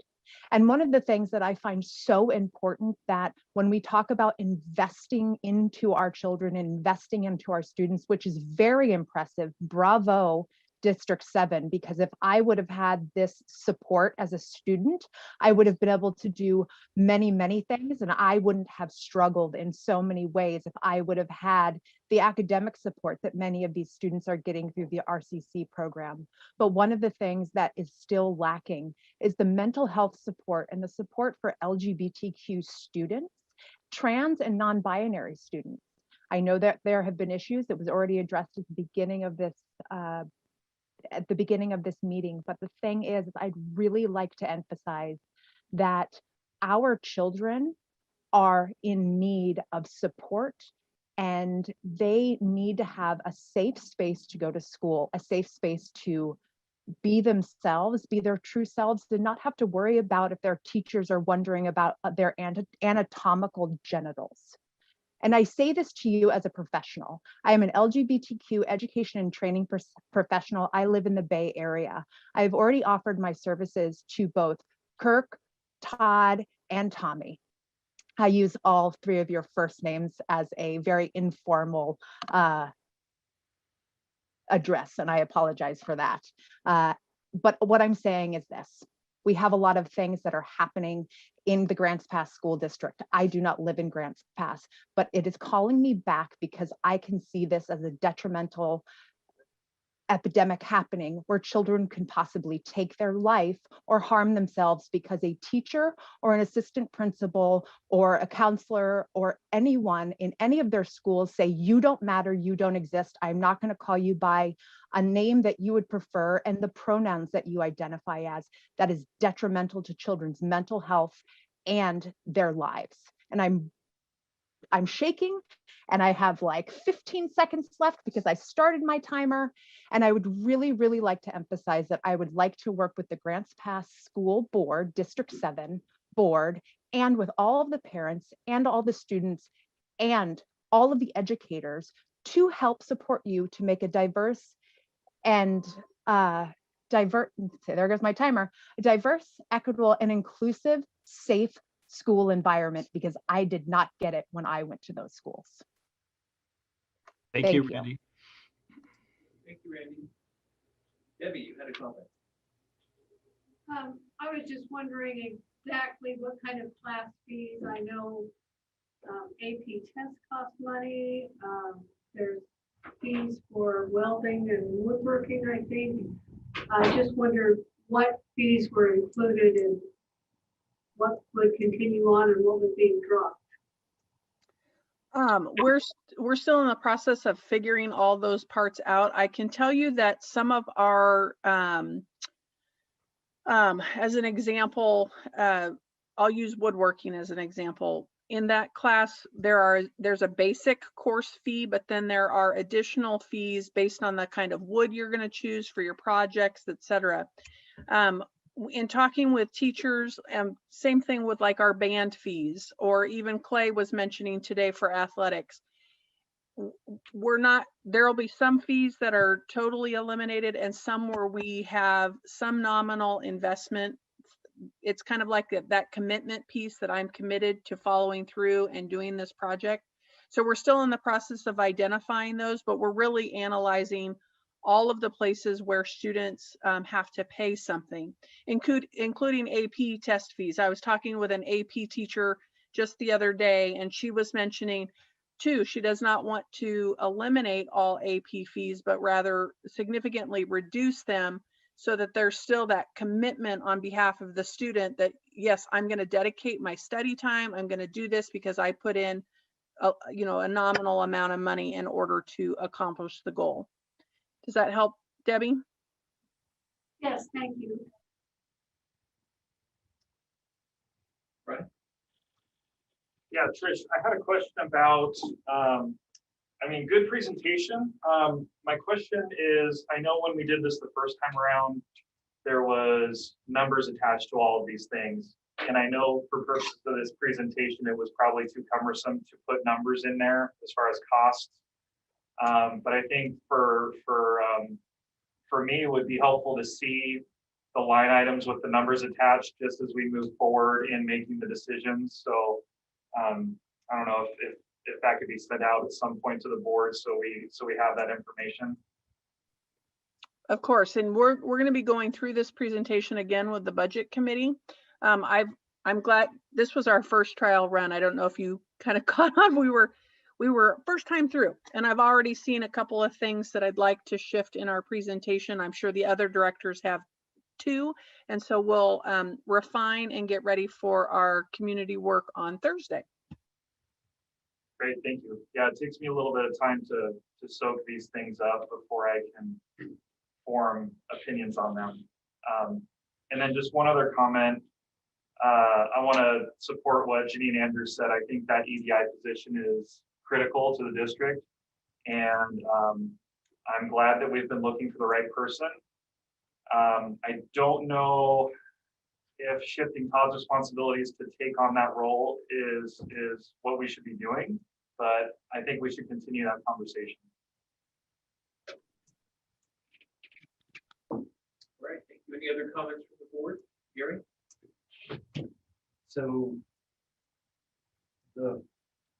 my first question would sort of be kind of a Sherry question, and that would be, she talked about HVAC for other schools. I know we have the plan that we had, the major $50 million upgrade. We have some other schools that also need some upgrades. I guess I'm wondering how they're fitting into this plan. Gary, so they don't fit into this plan as far as where the funding is coming from for those projects, but I just wanted to let everyone know that we are working on a pathway forward to be able to provide those additional HVAC upgrades to the schools that aren't being addressed in the 15 million that we borrowed. Okay, thank you. Yep. So the next two, well, I guess the next major aspect is some of the things that are in these programs. We get funds for them, the programs get started. What are we doing about sustainability? How do we make sure that if we start this program, get a large constituency for it, that we can continue it on in the future?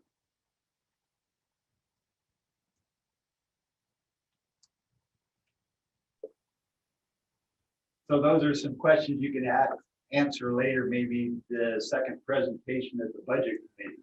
Yeah, and I think, Gary, in short, is we make difficult decisions when funding doesn't show up as it has in the past. So SIA funds don't come through, and we've funded a number of positions and dedicated that resource to it. We have to make difficult decisions about what programs we can retain or not. I mean, that's the bottom line. We're not a for-profit business, and we won't have endless reserves to cover us at on every corner we take.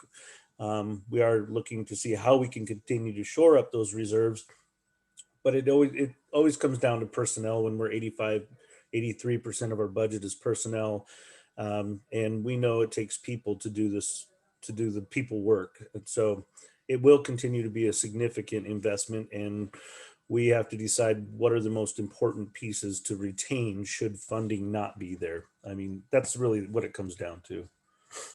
Hey, Gary and Kirk, if I could just add one thing also, and it's something that we've talked about with the board. It's looking at kind of at that academic return on investment too, which we all know is a really hard measure to account for.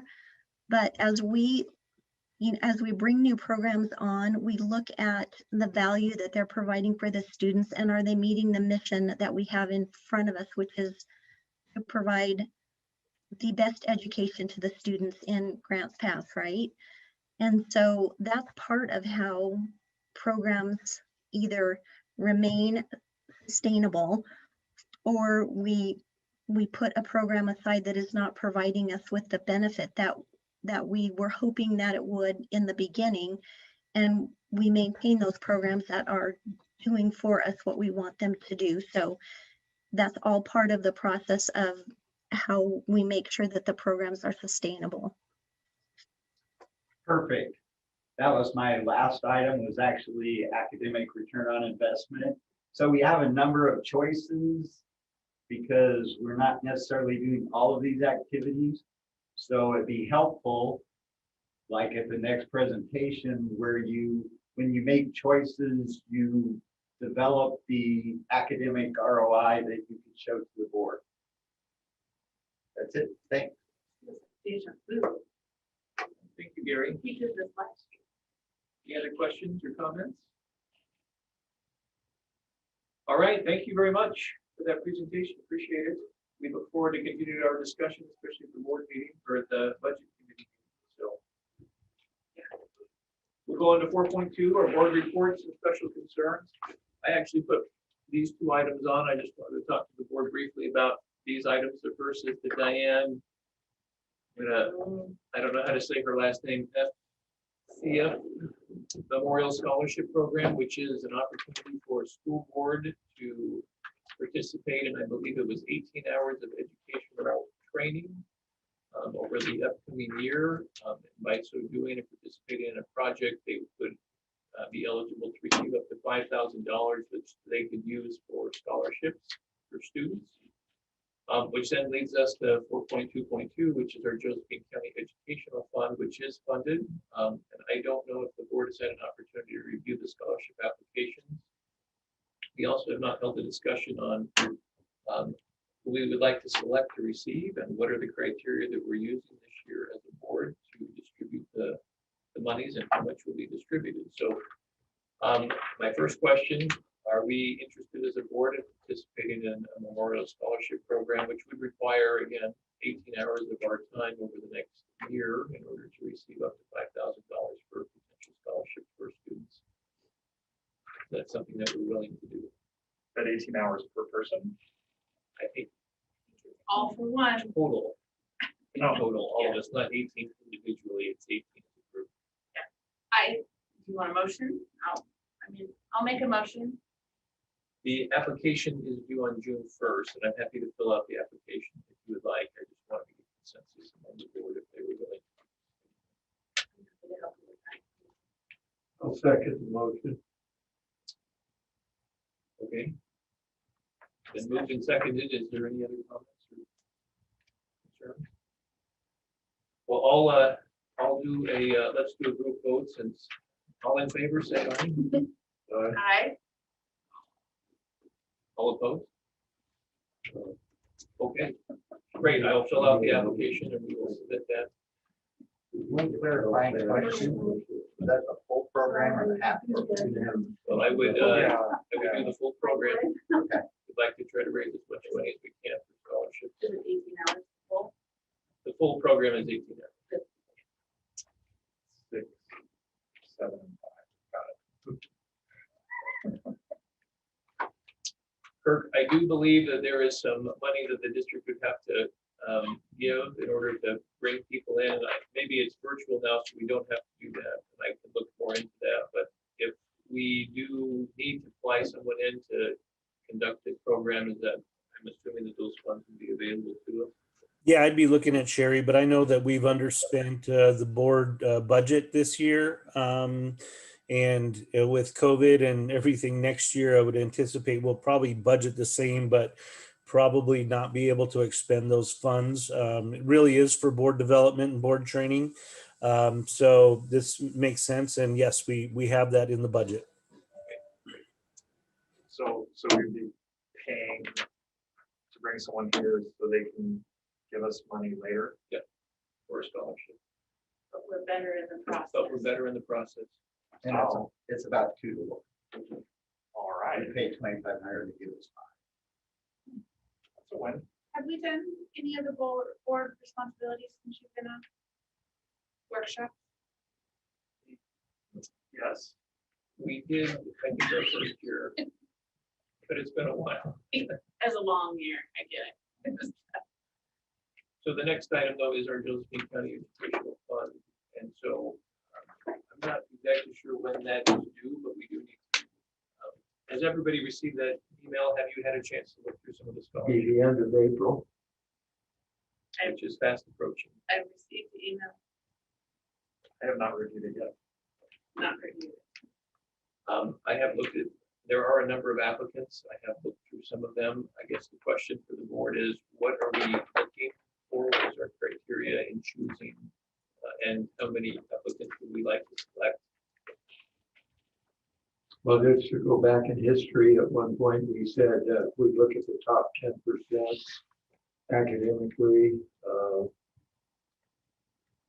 of our students as being eligible. And then we pretty much left it there, but we also later talked about need. And we ultimately spent more time, I think, on the basis of need. Need meaning if the student hasn't received any scholarship or scholarships, like some of them get several scholarships, that we might lean that way. And that's the way we used to talk, but that's subject to change. But there are 18 applicants for the student body scholarships. How are they applying? They fill out an application, and I don't know if it's by paper or online. I don't have that information. I think that, I think in the past, it's only been, the packets that we get have only been at the top 10%. Yeah. I would like to expand that somehow, by whatever criteria. And based upon need, I suppose we would have to define need. Well, I think that would be commendable to consider. Looking at it over the long run, we pretty much looked at it as an academic scholarship more than, well, you know, some of us like vocational and really believe in it. So, I mean, it's wide open. We can do whatever we want to reestablish that. But there are 18 applicants already that have been selected on some basis. And they're in the computer right now. So Cassie, you've mentioned before that you would like to have a discussion on what our criteria is. Is this the right place for it? Should we make another, should we have some kind of meeting? I'm not sure what the proper procedure is to change, you know, what the situation has been in the past. Well, as I've been on the board, I was never, I've asked what the criteria is because there was never one set out for it. So I would just receive the packets and look at them, you know, I mean, and decide. So needing criteria, you know, I guess I realized, I just assumed anybody that applied, I didn't realize it was the top 10%. I could figure that out by looking at the applicants. They were Well, that was high achievers. that was a screening. Yeah. After the applications are all in, I'm not sure the students are anything like 10%, but the screening took place at some level. Yeah. And it's not hard and fast. That was one person's idea. So I think that's the point of discussing. You know, it might be that there's a better time, but we're running out of time for this year because I believe they'd like our money to be available by the end of April to be presented in May.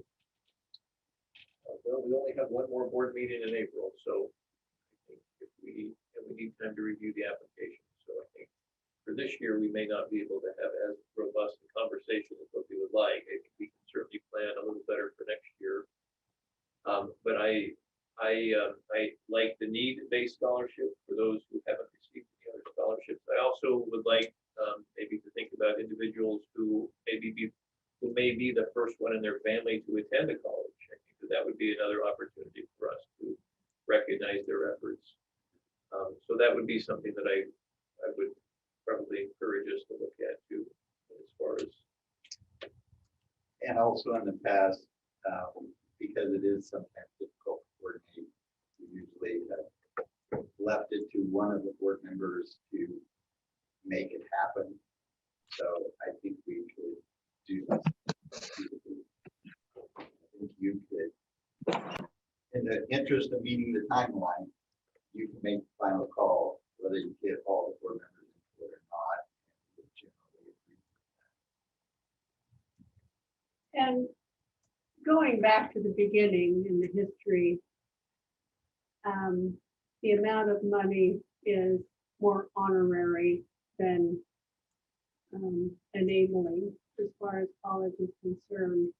And it was truly an instrument devised for us to be able to see what our top students are doing, what their plans are, what they've done, the activities they're involved in, as more of a peek into the life of our top students, rather than this is going to enable them to go to college kind of idea.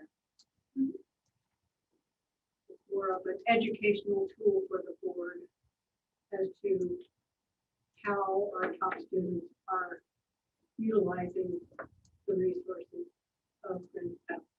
We've never had a large pool of money, it's voluntary money that's donated internally, and we don't keep track of that, or no quotas or anything like that. But also, we don't worry about the size of the scholarship, even as low as $100. Sounds pretty small, but $100 is $100. But we do it based on what we have available. So we need to have an account balance fairly soon to know what we have available before we decide by the end of April. Based on what Gary recommended, I'm happy to do a couple things. I will look to see how much money we have available. I'm happy to review the scholarship applications and look for needs. And I will bring back 5 candidates that the board can then review, and we can determine how many scholarships we want to give based on the amount of money we have. And unless you would like to go through each of the applicants on your own. Well, let me tell you that there's been some work done by the Yosemite County Educational Fund. Quinn Collins has us in the computer with a school board, student body, scholarship, whatever the amount is. We have a bank balance. She'll tell us the amount, or Tanya will know the amount of what we have to spend, and then we decide how to divide it and to whom. But there is an opportunity for us to go online individually, all 7 of us, or any of us. I have it on my computer now, the 18 names, and I've been told by the Yosemite County Educational Fund, grade those based on our criteria at the Yosemite County Educational Fund, grade those and give us your choice as a group once you compare notes. So, but if it can be done directly online into Quinn Collins' computer, why wouldn't we just, whoever's available, I'm going to try to make some choices on my input online with Quinn Collins. Why wouldn't the other 6 want to have that opportunity? Well, so I would agree with that, Cliff. We should all make our effort to get online. And I'm just saying that if one of us fails or whatever, we're just going to leave it up to the board chair to finish it off. Well, that's the way it's had to be in the past, because we're just too busy. all make her effort. And Debbie, I appreciate your explanation as a snapshot in, because that makes better sense to me in the past.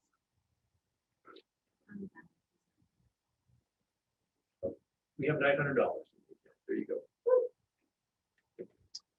Okay. Brian's gonna do a lot of training for us in the next couple of months, so we're gonna have 5,000. Yeah, we should have $5,000, hopefully. By We April, were that by money. April 14th. Oh, that's tomorrow. Okay, well, so let's set a goal then by the 27th. Why doesn't everybody go in and review the scholarships, and then we will discuss how much money we would like to give and how many applicants we still reserve and how we'd like to divvy it up at our next meeting. Todd, you texted me and you let me know that there was a few comments for some of our MOAs once we reconvene, and since we don't know exactly what time that is, I think if you would like to have people speak to those things before we move on and head into our executive session, we can do that if you have them still waiting. He actually had to leave the meeting early to attend another meeting, so he's going to put his comments in writing and send it to the board, and then maybe be available at the next meeting. Okay, excellent, thank you. Any other board reports or special concerns? All right, we have some action items. So 5.0, 5.1, AP Environmental Science textbook adoption, and then 5.2 is, why don't we just take that one first, because that will be easy, and then we can talk about 5.2. So do we have a motion for 5.1? So moved. Okay, thank Casey's you. not here. No, second. Thank you. Any further discussion on the textbooks? Tanya, can we have a roll call vote, please? Member De La Grange, Yes. Member Brownell. Yes. Board Chair Nelson. Yes. Member Pullman. Okay. Member Wilkins. Yes. Member Richardson. Yes. Thank you. 5.2, AT&T, I think that's AT&T antenna. Kurt, did you want to talk a little bit about that? I'm going to defer that one to Sherry at this time. Sherry. So in your packet, there is a picture of where AT&T is proposing that they would put a cell tower. And so what they would do is replace one of the light poles on the Gilbert Creek Park side, and the antenna would be included as part of that light pole. And so, and I spoke with the property committee about this project also right before the board meeting. And so really what I need to know from the board is, are you comfortable with where they're thinking about putting the cell tower? And if you are, I would need to enter into negotiations with AT&T as far as, you know, how much per month they'd be willing to pay us for having the cell tower there. They have initially offered, I think it was $12.50 a month. I know that's up for negotiation, and I think there can be like some escalation clauses and that kind of thing placed into the contract as well. So just wanting to get your approval to continue on with the process if you are good with where they are proposing that the tower would go. Right. So I don't have a strong opinion either way on the tower per se, but I do know that the city has leased that property from us for decades. And from what I understand, they do plan on purchasing that property from us at some point. And I know that we haven't talked to the city about this, and they are the current lessee. So I would really like to maybe talk to the city and get their opinion on this before we make a decision. Again, I'm not pro or con against the tower, but I think if the city wants to buy this property eventually, that, you know, we should probably loop them in and see what they think about it. Why, like, if they were to purchase that, they would renegotiate with AT&T by themselves? Why would that influence us? I think the city has some plans eventually, once they own the property, to redesign that park. So if there's a cell tower put in now, it could constrain those future plans. possibly. If the city wanted to do that, they should apply. Yeah. I just think as a courtesy, maybe we should loop them in. They've been leasing it for decades. They're looking to buy it. I think it would be a nice thing to do. Does that affect Sherry's question proposal to us about moving forward? I don't know. Sherry? I have a question of administration. Does administration have a position on the advisability of this action? I'm sorry, Debbie, I can't hear you.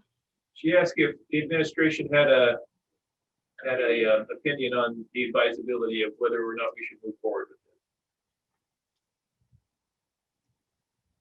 it. I honestly, it doesn't matter to me one way or the other. It is one way of generating, 15,000+ a year in ongoing revenue. That would be probably my, main interest in the project. But, other than that, I don't have strong feelings either way on Sherry, this. contract, if we were to sell it later to the city, I mean, what is AT&T's obligation, or what is our obligation if the city were to purchase it? Does that mean that cell tower has to remain indefinitely if the property changes hands? Or would they have to renegotiate with the city if they were to purchase the property?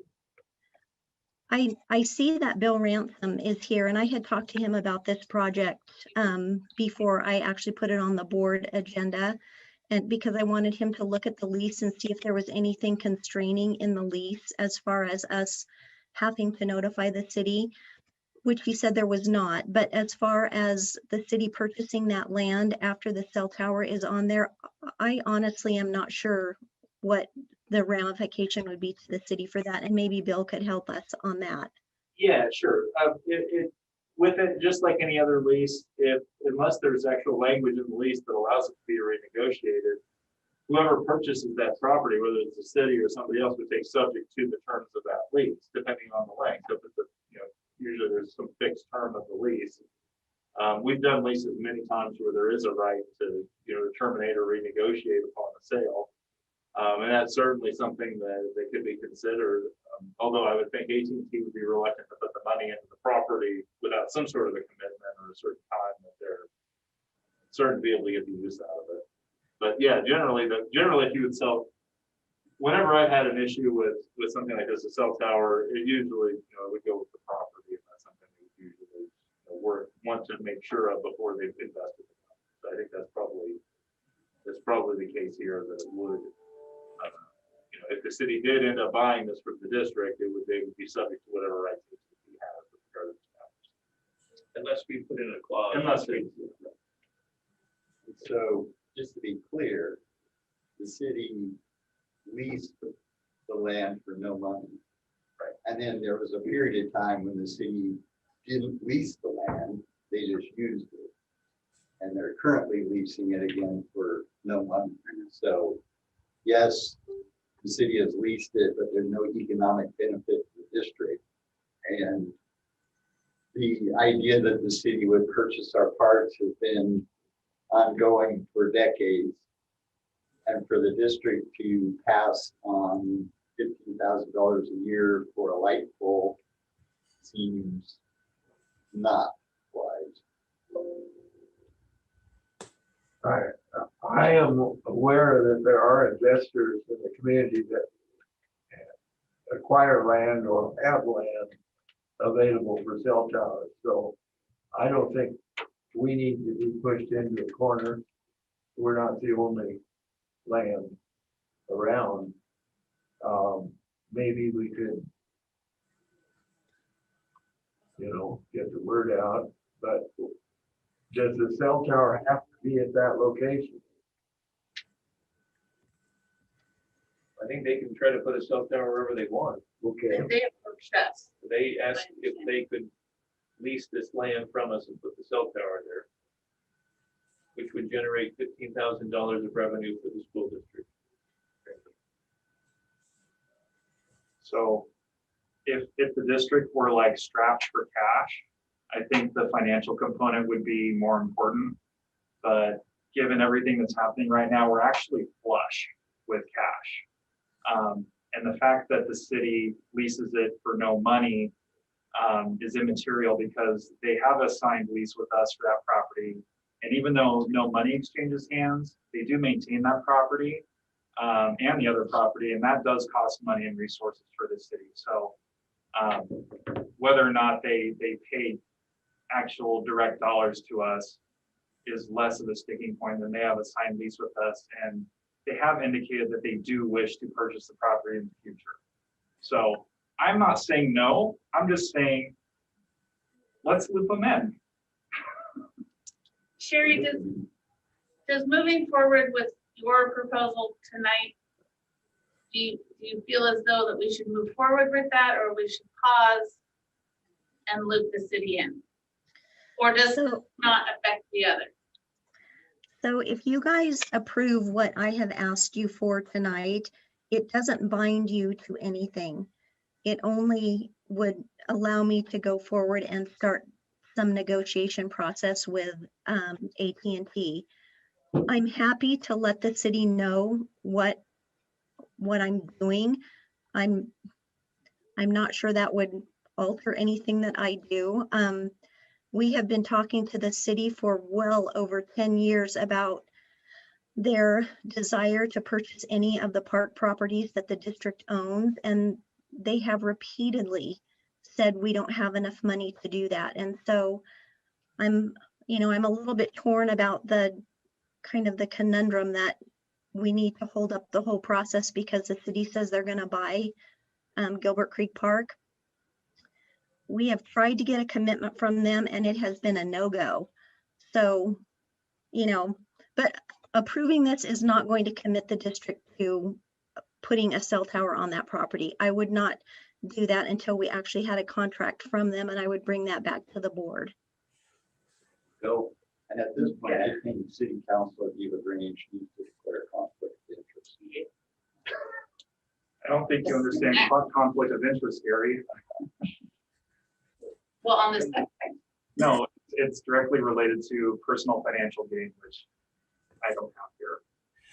So Trying to foster communication between bodies here and good relationships. So moving forward, it's district's recommendation and request that we approve the location and concept. We proceed to negotiate. In that process, we will meet with the city and inform them. We also want to review our current contract with them to make sure if the district decides to make improvements or enter into agreement here that it aligns with the current contract we have with the city. So we've got some homework to do. This doesn't bind us to committing to putting light poles and committing to a contract at this time.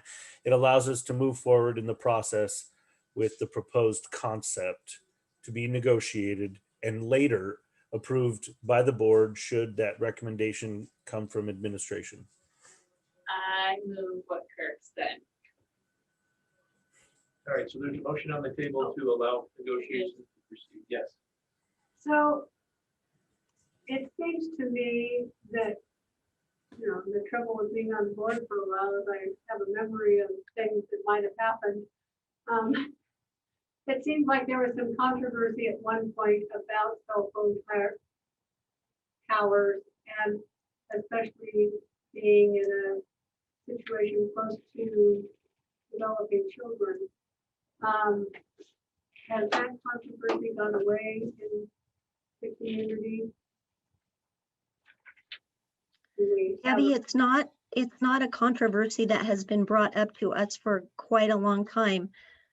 Would this maybe bring about, some comments from the community about that? Possibly, I don't know, but yeah, you're right. It was quite a long while ago that we had when AT&T was wanting to put a cell tower over by Club Northwest. There was a group that was opposed to that, and so that could happen again. Haven't heard anything about it this time, and I know it was on a previous board meeting, so it's been out there for a little bit, so I don't know. I just thought since I had that memory, I should bring it up. And correction, that was on North Middle School property, not Gilbert Creek property in the past. I thought it was at North. Also. Yeah. No, there wasn't one on North Middle School. They wanted to put it at Club Northwest, the one that was several years ago. All right, well, there's been a motion. We need a second if we'd like to proceed. Second. Thank you. Any further discussion? It's just that I like income streams. What? Yeah. So noted. I like income streams. I think we can always find a use for an income stream. We're never flush enough. We have lots of buildings that need to be redone, so. Well, I just think there's Middle school. some differences of discussion, some differences of opinion. I just don't think we've researched this. Well, That's what I mean. It hasn't been researched. we're allowing Sherry the opportunity to go negotiate it and do that, so. And she can do the research. Okay. So that's what the motion is, to allow her to proceed. Okay, can we have a roll call vote, please? Tanya? Member Villagrange, Yes. Member Brownell, Yes. Board Chair Nelson. Yes. Member Coleman. Yes. Member Wilkins. Yes. Member Richardson. Yes. And I didn't even get to do my 4 pi r squared. Having to do with Debbie's concern. All right, well, thank you. Next item is our future meeting dates and suggested agenda items. So we have our board committee, or budget committee, I'm sorry, on April 22nd. Our next board meeting will be on Tuesday, April 27th. And then there is one typo. The next board meeting after that is Tuesday, May 11th, April 27th. calendar. So, and with that, we will adjourn our regular session. And we will take a 5-10-minute recess. And then we'll come back for our executive session. So Thank you, everybody, for thank you, joining. everyone, for attending. We will be back following our executive session to reconvene our general session. I don't think that's right. Right. I think you have a fiduciary responsibility to both organizations, which may be a conflict. Well, I'm happy to take that into consideration if you can point to the rule or whatever. Bill, I we need do to have have some something. pizza and salad over here if you would like. I can still have it sit next to the president. Yeah. I told Tanya to get everything Nettie won't let you have. One's meat and the bottom one is vegetarian. No fair to gang up. And we're not, no, I said to order what she doesn't let you have. Oh, okay. As long as it's in my best interest, that's what's important.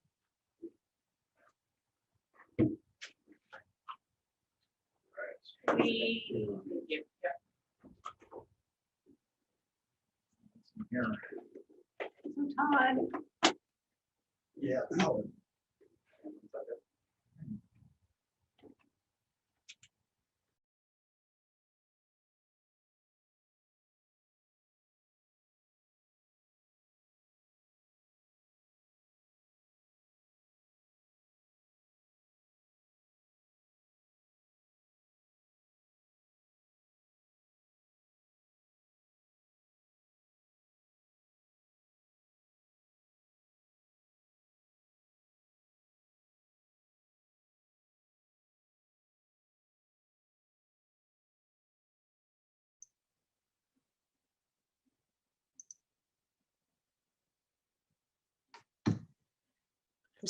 Hi, guys, this is Susan. There's quite a few people here. I just want to let you know. So the board's going into executive session now, and they're likely to, I don't know, it's hard sometimes to tell, but probably quite a long time before they come back into public session to vote on the, I can't remember what's all to be voted on, the MOAs and some other things, but just FYI.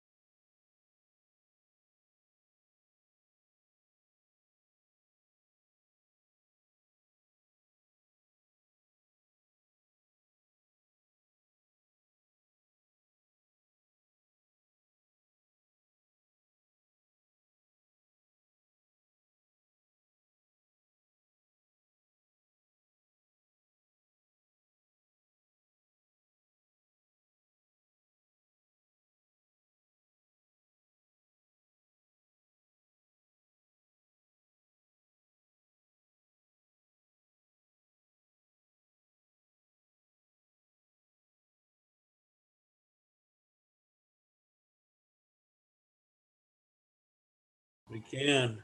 Can you hear us? Yes. All right. Do we have anybody else to let into the meeting? 14 participants. Are we holding hands? Is Natalie in? Everybody who's asked to be in is in right now, and I'll keep monitoring. Yes, Natalie's back in. Okay, cool. Okay, welcome back to our general session. We'll go on with our agenda. 10.1 action items. We need a motion for each of these. So 10.1.1 GPACE temporary hours MOA. Can we take all of these in one motion, or do we need to do them separately?